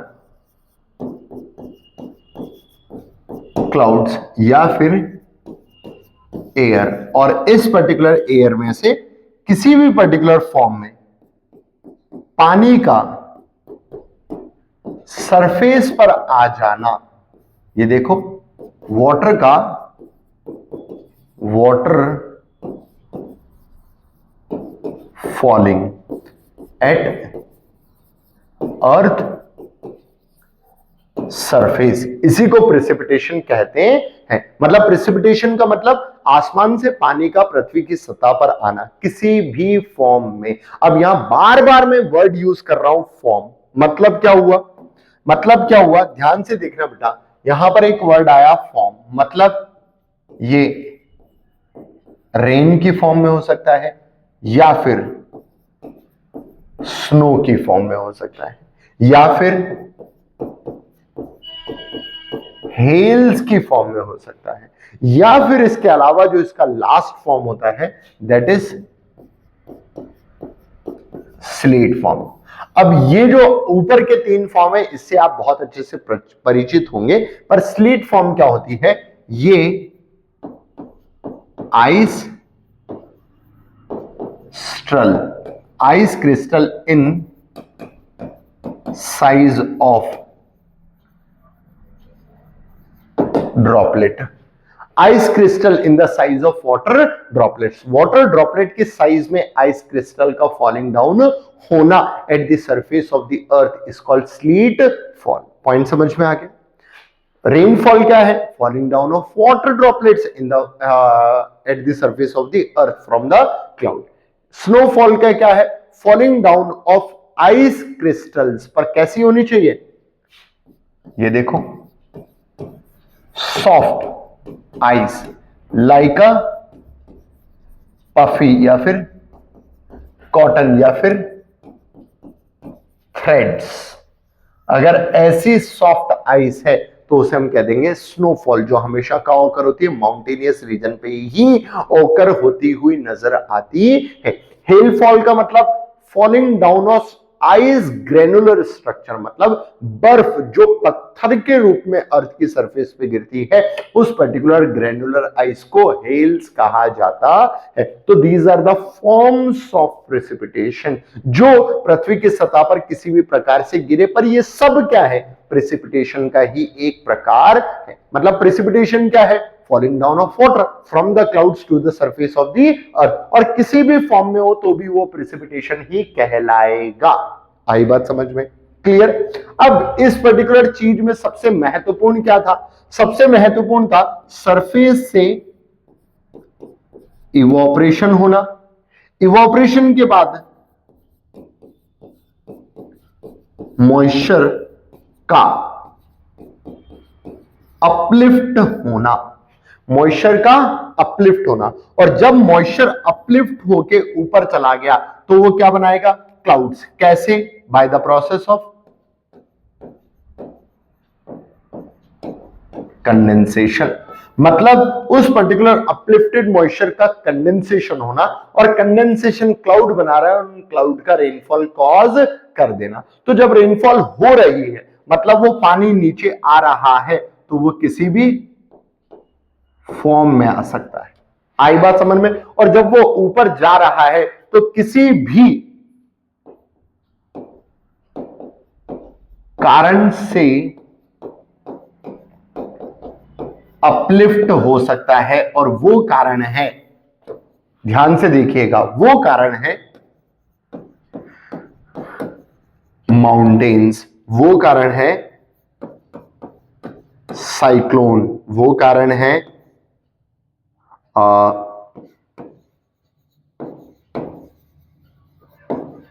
टेम्परेचर, वो कारण है फ्रंट्स। आई बात समझ में? इस वजह से these are types of precipitation and these are forms of precipitation. Types of precipitation में आपने समझा होगा माउंटेनियस प्रेसिपिटेशन, जिसे हम आसान भाषा में ओरोग्राफिक प्रेसिपिटेशन भी कहते हैं, या फिर साइक्लोनिक प्रेसिपिटेशन, या फिर फ्रंटल प्रेसिपिटेशन, या फिर convectional precipitation. So these are the types of precipitation and these are the forms of precipitation like rainfall, like hailfall, sleetfall or snowfall. Point समझ में आ गया? तो precipitation is falling down of moisture at the surface of the earth in the form of due to the factors that causing the precipitation, जिसमें mountain form भी हो सकता है जिसे ओरोग्राफिक प्रेसिपिटेशन कहा जाता है, साइक्लोनिक प्रेसिपिटेशन भी हो सकता है, फ्रंटल भी हो सकता है, या कन्वेक्शनल प्रेसिपिटेशन जिसे थर्मल प्रेसिपिटेशन भी कहते हैं। आई बात समझ में? तो ये है आसान भाषा में ओवरऑल प्रेसिपिटेशन। प्रेसिपिटेशन क्या है अब थ्योरेटिकली समझते हैं। आई बात समझ में बच्चों? क्लियर? ये देखिए, व्हाट इज प्रेसिपिटेशन? प्रेसिपिटेशन का release of moisture from cloud, मतलब मॉइस्चर का पृथ्वी की सतह पर आना। ये देखिए, ये रहे हमारे क्लाउड्स, इन क्लाउड से मॉइस्चर का पृथ्वी की सतह पर आ जाना या वाटर का पृथ्वी की सतह पर आ जाना ही प्रेसिपिटेशन कहलाता है, जो बहुत सारी फॉर्म्स में हो सकता है, in the form of rainfall, in the form of drizzle fall, in the form of snowfall, in the form of sleet fall, और एक और वर्ड मैंने आप लोगों को बताया, in the form of hails fall. आया पॉइंट समझ में? रेनफॉल में ड्रॉपलेट्स ऑफ वाटर अर्थ की सरफेस पे आती है। ड्रिजल्स में मतलब कह सकते हैं एयर में suspended particles of liquid water आते हैं। स्नोफॉल में कॉटन लाइक या thread like ice crystal surface पे आते हैं। स्लीट फॉर्म में आइस ड्रॉपलेट्स आती हैं। उसके बाद हेल फॉल्स में ग्रेनुलर आइस मास आता है। आया पॉइंट समझ में? आइस के बड़े बड़े मासेस या बड़े बड़े कंकड़ या पत्थर के टुकड़े जैसे आते हैं, जिसकी डेंसिटी बहुत ज्यादा होती है, मास ज्यादा होता है, जो कई बार डैमेज कॉज करते हैं, जैसे क्रॉप का डैमेज करना, ये उसका आम इंपैक्ट है, या मेजर इंपैक्ट जो है वो क्रॉप डैमेजेस भी हो सकता है। इंफ्रास्ट्रक्चर लॉस तो होता ही है, कई बार आउटस्कर्ट्स में रहने वाले living organisms as well as humans plus जो भी इंफ्रास्ट्रक्चर बाहर हो वो भी डैमेज हो जाता है। तो ये हेल फॉल का इंपैक्ट भी है। तो this is what we can call precipitation, falling down of water in any form. Point समझ में आ गया? क्लियर? That's it. नेक्स्ट, अब फॉर्म ऑफ प्रेसिपिटेशन क्या है? सबसे पहला रेनफॉल बताया हुआ है। सबसे पहला है रेनफॉल। ये देखिए, ये है रेनफॉल। अब रेनफॉल में लिक्विड वाटर ड्रॉपलेट्स आते हैं, ड्रिजल्स में वेरी फाइन ड्रॉपलेट्स आती हैं, स्नो में आइसी क्रिस्टल्स आते हैं स्नोफ्लेक्स की तरह, स्लीट फॉल में फ्रोजन रेन ड्रॉपलेट्स या रीफ्रोजन मेल्टेड स्नो आता है। पॉइंट समझ में आ गया? तो ये है अलग अलग फॉर्म ऑफ प्रेसिपिटेशन। आई बात समझ में? Clear? Clear? That's it. Next, types of precipitation. अब अभी आप लोगों को मैंने बताया टाइप्स ऑफ प्रेसिपिटेशन।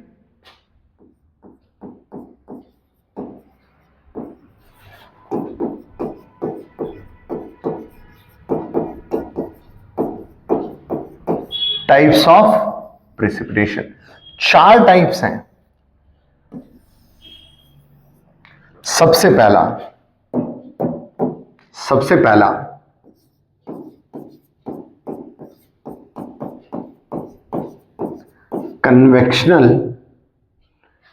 कन्वेक्शनल में होता क्या है,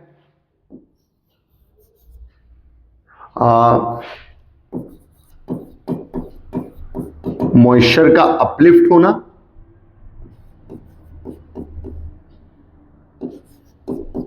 अपलिफ्ट मॉइस्चर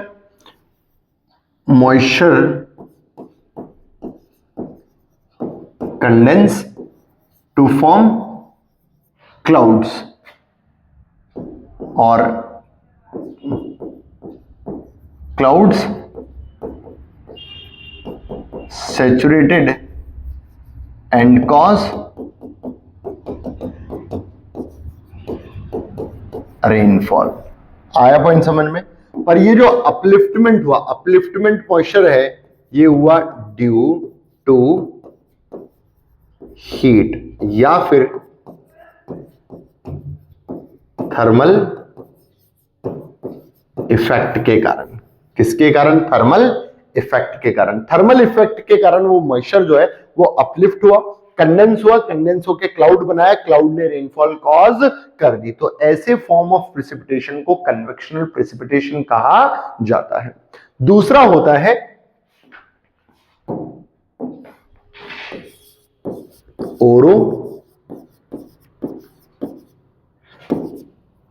ओरोग्राफिक प्रिसिपिटेशन, मतलब हॉरिजॉन्टल मूविंग एयर जो है, ये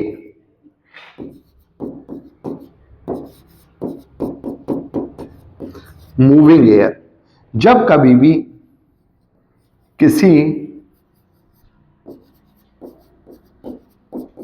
माउंटेन से टकराती है तो गारंटेड है क्या होगी?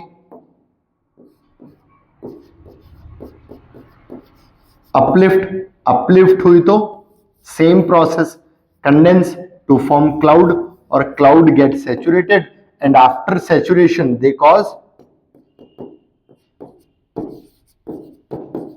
रेनफॉल। इसे कह देंगे ओरोग्राफिक प्रिसिपिटेशन, मतलब रेनफॉल ड्यू टू माउंटेन। अब इसमें जो इसकी दूसरी साइड होती है ना, मतलब एक साइड ये फर्स्ट, एक साइड ये सेकंड, तो सेकंड साइड में क्लाउड्स जो होते हैं वो कैसे हो जाते हैं? इस वजह से यहां पर, तो इस इफेक्ट को कहा जाता है रेन शैडो इफेक्ट। किसके कारण लगता है? Due to mountain. पॉइंट समझ में आया? क्लियर? ये है second type of precipitation. Third type of precipitation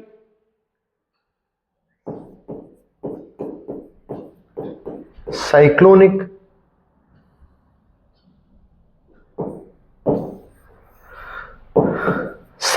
precipitation, जिसमें सरफेस पर साइक्लोन आ जाए, साइक्लोन आने के कारण एयर अपलिफ्ट हो जाए। देखो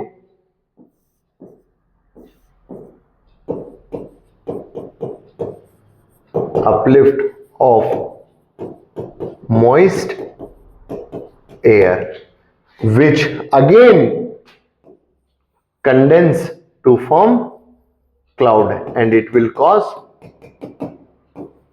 rainfall। इसमें रूट कॉज क्या है? साइक्लोन। ये देखो, मतलब आप लोग समझ पा रहे होंगे कि जो भी पर्टिकुलर फॉर्म ऑफ प्रिसिपिटेशन हो रहा है उसमें जो रूट कॉज है वही उस पर्टिकुलर फॉर्म ऑफ प्रिसिपिटेशन का मुख्य कारण भी है। आई बात समझ में? मतलब टाइप्स ऑफ प्रिसिपिटेशन में जब हमने हीट को मेन फैक्टर माना या टेम्परेचर को मेन फैक्टर माना तो हमने कन्वेक्शनल रेनफॉल बोला, माउंटेन को मेन फैक्टर माना, अपलिफ्टिंग फैक्टर, तो हमने ओरोग्राफिक प्रिसिपिटेशन कहा, साइक्लोन को अपलिफ्टिंग फैक्टर माना तो हमने साइक्लोनिक प्रिसिपिटेशन कहा। और ऐसे ही जब एयर मास, कौन सा? Cold air mass, warm air mass, air mass को अपलिफ्ट करता है अपनी तरफ और खुद डिसेंड हो जाता है। क्लियर? तो इस पर्टिकुलर केस में जो वार्म एयर मास अपलिफ्ट हो रहा होता है, ये वार्म एयर मास फॉर्म कर लेता है क्या, और कॉज कर देता है क्या, इसी को कहा जाता है फ्रंटल प्रेसिपिटेशन। आया पॉइंट समझ में? मतलब precipitation occur due to to air front, एक वार्म और एक कोल्ड। आया पॉइंट समझ में? तो ये है types of precipitation. There are 4 types of precipitation. एक होता है कन्वेक्शनल प्रेसिपिटेशन, दूसरा होता है ओरोग्राफिक प्रेसिपिटेशन, तीसरा होता है फ्रंटल प्रेसिपिटेशन और चौथा होता है साइक्लोनिक प्रेसिपिटेशन। ये जो टाइप्स ऑफ प्रेसिपिटेशन है ये होते हैं कि कौन सा ऐसा फैक्टर है जो इन पर्टिकुलर प्रेसिपिटेशन को होने में मेन रोल प्ले कर रहा है, जैसे हीट है या फिर माउंटेन है या फिर साइक्लोनिक विंड है या फिर एयर मासेस का डिफरेंट टेम्परेचर और टेम्परेचर फ्रंट है। पॉइंट समझ में आया? तो इस हिसाब से टाइप्स ऑफ प्रेसिपिटेशन समझे जा सकते हैं। आई बात समझ में? क्लियर? चलिए थ्योरी के हिसाब से समझ लेते हैं बेटा। थ्योरी हमें क्या समझाने की कोशिश कर रही है? देखो, कन्वेक्शनल प्रेसिपिटेशन या कन्वेक्शनल रेनफॉल। कन्वेक्शनल रेनफॉल में लिखा हुआ है caused by strong surface heating. किसके कारण? Surface heating. एयर राइज करती है, कूल करती है, कंडेंस होती है, इसकी वजह से फिर क्या होता है? कॉज कर देती है रेनफॉल। कहां पर होती है? कहां पर होती है? ट्रॉपिकल रीजन्स पे, क्योंकि ट्रॉपिकल रीजन से सबसे ज्यादा हॉटर रीजन से तो ट्रॉपिकल रीजन्स पे होंगी। Produce thunderstorm and hell storms, ये प्रोसेस भी यहां पर होती हुई नजर आती है। नेक्स्ट होता है ओरोग्राफिक प्रेसिपिटेशन, जिसे रिलीफ प्रेसिपिटेशन या रेनफॉल भी कहा जाता है। Moisture air force to rise over mountains. आया पॉइंट समझ में? Cools and condense heavy rainfall. कहां पर? Windward side, but leeward sides remains rain shadow effect. ये भी हमने समझा। उसके बाद कन्वेक्शनल या साइक्लोनिक या rainfall precipitation associated with cyclone. Tropical cyclone convectional rainfall, temperate cyclone frontal rainfall. मतलब दो एयर मासेस का फॉर्मेशन हो जाना, इस वजह से फ्रंटल प्रेसिपिटेशन ऑकर हो जाता है। पॉइंट समझ में आया? तो ये था types of rainfall, form of precipitation और टाइप्स ऑफ प्रेसिपिटेशन में अब मुझे नहीं लगता कि किसी भी प्रकार का कोई डाउट रहा होगा। बच्चों, हम लोगों ने विंड सिस्टम पढ़ा था, परमानेंट विंड सिस्टम की हमने बात की थी कि ईस्टर्लीज होती हैं, वेस्टर्लीज होती हैं। ईस्टर्लीज ईस्ट से ब्लो करती हैं वेस्ट की तरफ, वेस्टर्लीज वेस्ट से ब्लो करती हैं ईस्ट की तरफ, और पोलर ईस्टर्लीज होती हैं जो अगेन पोलर ईस्ट से पोलर वेस्ट की तरफ ब्लो करती है। हवाओं की दिशा में हमेशा मॉइस्चर जो है वो कम होता चला जाता है, इसमें इस वजह से रेनफॉल जो है उससे बहुत ज्यादा अफेक्टेड होती है। क्लियर? तो अब हम समझते हैं वर्ल्ड डिस्ट्रीब्यूशन ऑफ प्रेसिपिटेशन, कि दुनिया में प्रेसिपिटेशन जो है वो कैसे कैसे अफेक्टेड होता है। क्लियर? चलिए, तो नेक्स्ट टॉपिक आता है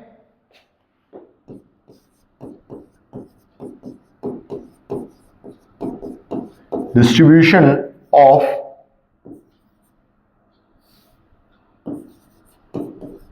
ग्लोबल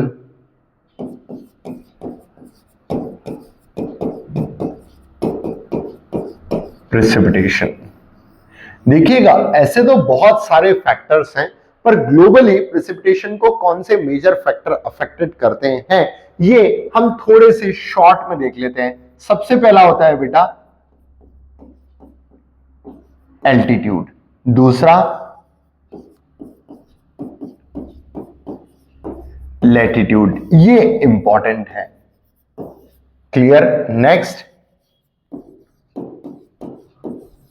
ये भी इंपॉर्टेंट है, winds. Next,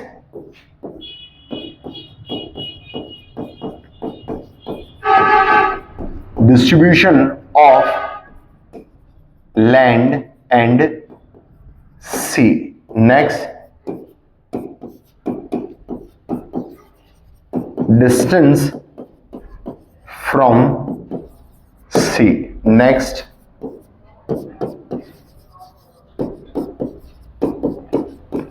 variation. Next,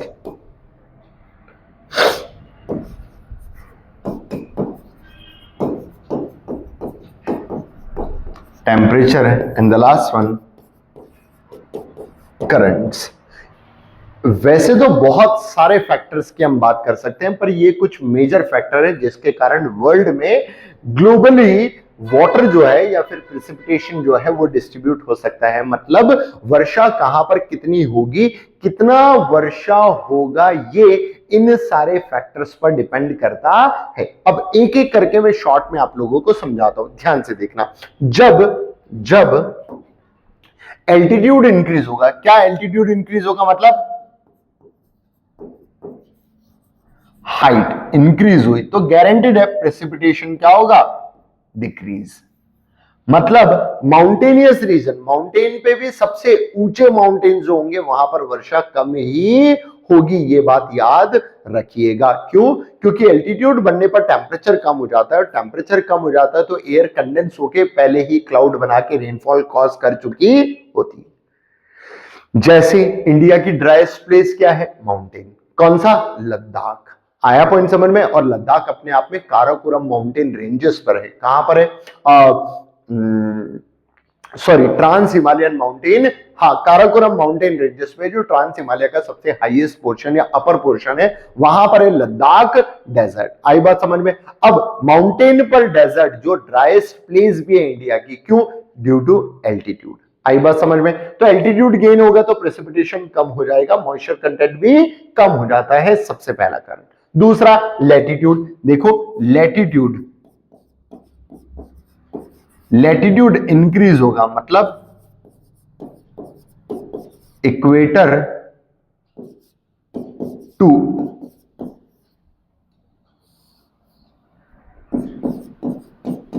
poles अगर हम जाते हैं तो रेनफॉल या प्रेसिपिटेशन क्या होगा, कम होगा।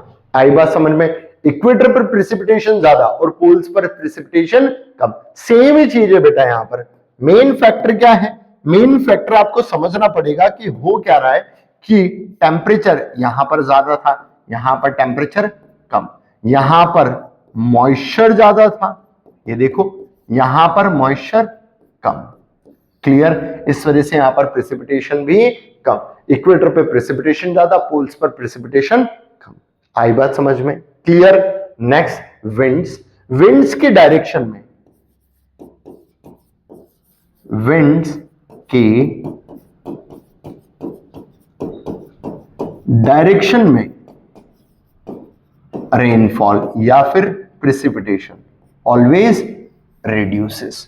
हवा की दिशा में हमेशा रेनफॉल कम होगी। कई बार आप लोगों ने यह भी देखा होगा, जब कभी भी बारिश होती चलती है और तेज हवा आ जाती है तो हमेशा अनुमान लगा लेते हैं कि अब वर्षा रुक जाएगी या अब बारिश कम हो जाएगी या रुकने की संभावना है। क्यों? हवा की दिशा में वर्षा हमेशा कम होती है। पॉइंट याद रखिएगा। क्लियर? मतलब ईस्ट से वेस्ट की तरफ हवा जा रही है तो ईस्ट से वेस्ट की तरफ मॉइस्चर भी कम हो जाएगा। वेस्ट से ईस्ट की तरफ हवा आ रही है तो वेस्ट से ईस्ट की तरफ अमाउंट ऑफ प्रेसिपिटेशन भी कम होगा। इसी वजह से ट्रॉपिकल एरियाज में eastern side, sorry western side desert होते हैं, टेम्परेट एरियाज में ईस्टर्न साइड डेजर्ट होते हैं, क्योंकि यहां पर ईस्टर्ली और वेस्टर्ली रिस्पेक्टिवली चलती है। पॉइंट समझ में आया? क्लियर? Next, currents. जो वार्म करंट होती है वहां पर मॉइस्चर और प्रेसिपिटेशन ज्यादा होता है, और जो कोल्ड करंट होती है वहां पर मॉइस्चर और प्रेसिपिटेशन कम होता है। ये हम पढ़ चुके हैं ओशनोग्राफी के अंदर कि कोल्ड करंट जो होती है, कोल्ड करंट टेम्परेचर कम करती है, टेम्परेचर कम हो गया तो प्रेसिपिटेशन भी कम हो गया। वार्म करंट की अगर हम बात करें, टेम्परेचर को बढ़ा देती है, और टेम्परेचर अगर बढ़ गया तो गारंटेड प्रेसिपिटेशन भी बढ़ गया। आया पॉइंट समझ में? तो ये हम पहले ही बात कर चुके हैं। इसके अलावा वेजिटेशन, अभी हम लेक्चर जब शुरू कर रहे थे तो हमने बात करी थी कि वेजिटेशन ज्यादा तो मॉइस्चर ज्यादा, और अगर मॉइस्चर ज्यादा तो क्लाउड ज्यादा, क्लाउड ज्यादा तो प्रेसिपिटेशन भी ज्यादा। तो देखिए जहां वेजिटेशन ज्यादा होगा वहां पर प्रेसिपिटेशन भी ज्यादा ही होगा। हम लोगों ने अमेज़न और कोंगो का एक एग्जांपल भी लिया था। आया पॉइंट समझ में? इसके अलावा डिस्टेंस फ्रॉम द सी, समुद्र से अगर दूर चलते चले जाएंगे तो मॉइस्चर भी कम हो जाएगा, मॉइस्चर कम हो गया तो रेनफॉल भी कम हो गई। आसान भाषा में मुंबई और तेलंगाना की बात करें तो मुंबई से तेलंगाना जब जा रहे हैं तो ओशन से हम दूर चलते चले जा रहे हैं तो गारंटेड है मॉइस्चर कंटेंट भी कम हो जाएगा और रेनफॉल भी कम हो जाएगी। Distance from the sea increases, moisture decreases, rainfall भी डिक्रीजेस। तो distance from the sea increase होगा तो प्रेसिपिटेशन भी कम होगा, ये बात याद रखिए।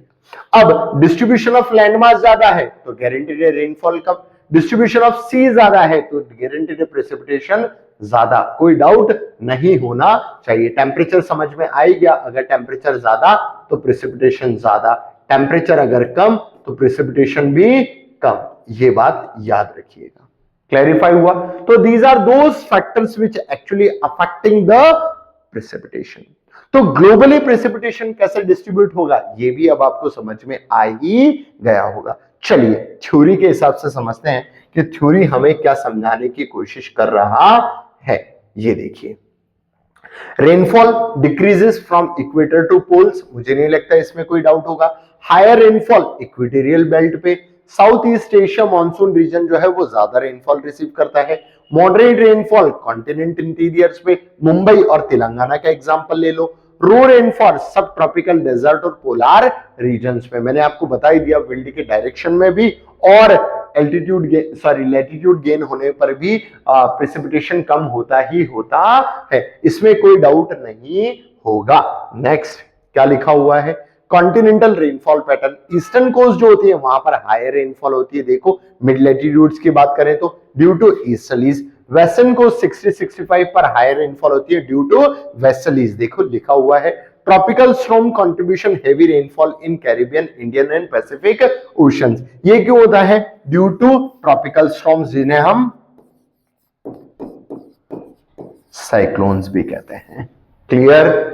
क्लियर। चलिए एक वर्ल्ड का मैप भी मैं आप लोगों को बता देता हूं कि अगर वर्ल्ड में प्रेसिपिटेशन देखा जाए तो वो किस हिसाब से होगा, उसका डिस्ट्रीब्यूशन।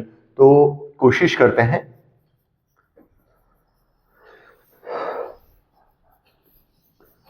ये है हमारा नॉर्थ अमेरिका मैप, अगर अच्छा ना बने तो हंसी मत उड़ाइएगा। ये है हमारा साउथ अमेरिका, पर कोशिश जारी है वर्ल्ड मैप अच्छा बनाने की। ये है हमारा अफ्रीका, ये है यूरोपियन रीजन,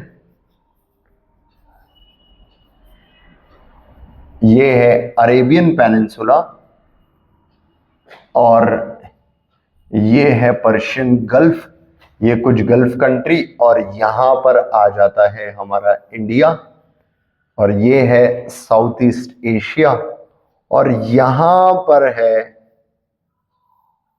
ये ऑस्ट्रेलिया, इंडोनेशिया, जापान और ये रशिया का साइबेरियन रीजन। क्लियर? तो ऐसा कुछ दिखता है हमारा वर्ल्ड। अब हम, ये है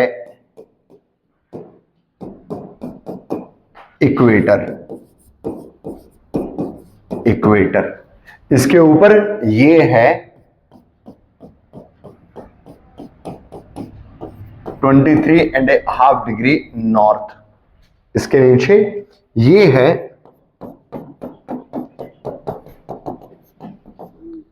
23.5 डिग्री साउथ।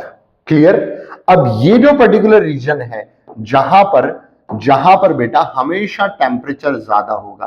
क्यों ज्यादा होगा? क्योंकि इक्वेटर पे टेम्परेचर अगर ज्यादा है तो गारंटेड है प्रेसिपिटेशन भी ज्यादा, और प्रेसिपिटेशन का फॉर्म भी आप लोग याद रखिएगा, कौन सा होगा? Convectional type. कारण टेम्परेचर। आया पॉइंट समझ में?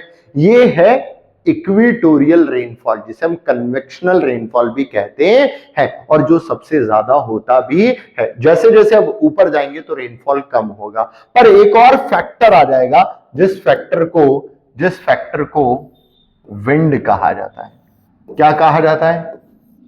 विंड कहा जाता है। विंड ब्लो कर रही है ईस्ट टू वेस्ट। ये देखो, विंड किधर ब्लो कर रही है? East to west. इस वजह से वेस्टर्न रीजन में मतलब क्या हो जाएगा?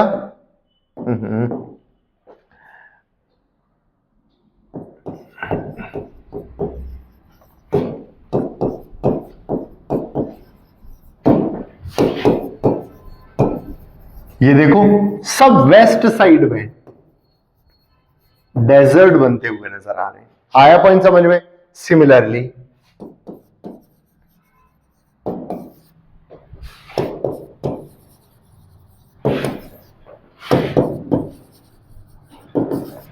क्लैरिफाई हुआ? देखो, वेस्ट साइड में क्या बन गए? डेजर्ट।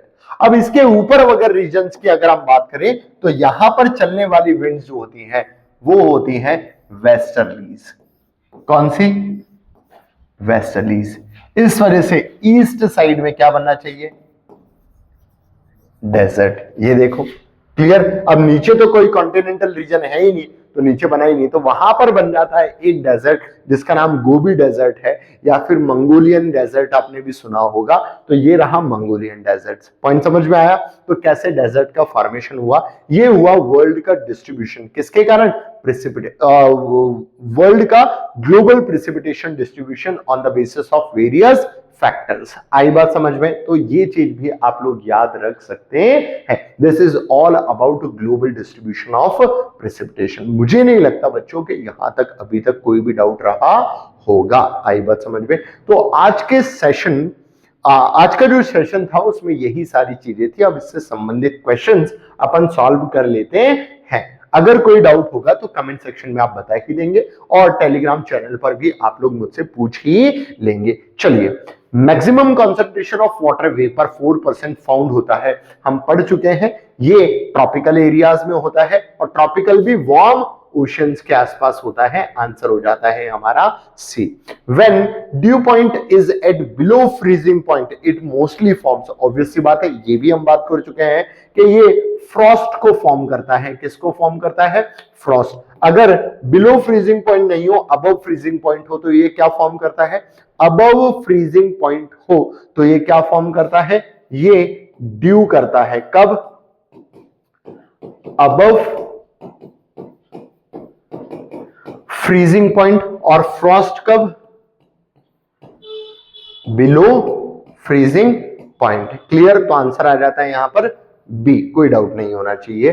फिर नेक्स्ट चलते हैं। Next, if the due points remains constant but the air temperature increases. मतलब ड्यू पॉइंट जो है वो तो कांस्टेंट है, एयर टेम्परेचर इंक्रीज हो गए। Which of the following changes occur simultaneously. तो क्या होना चाहिए? रिलेटिव ह्यूमिडिटी डिक्रीज होगी क्या? ऑब्वियस सी बात है, क्योंकि ड्यू पॉइंट तो सेम है, पर क्या बढ़ गया? टेम्परेचर बढ़ गया।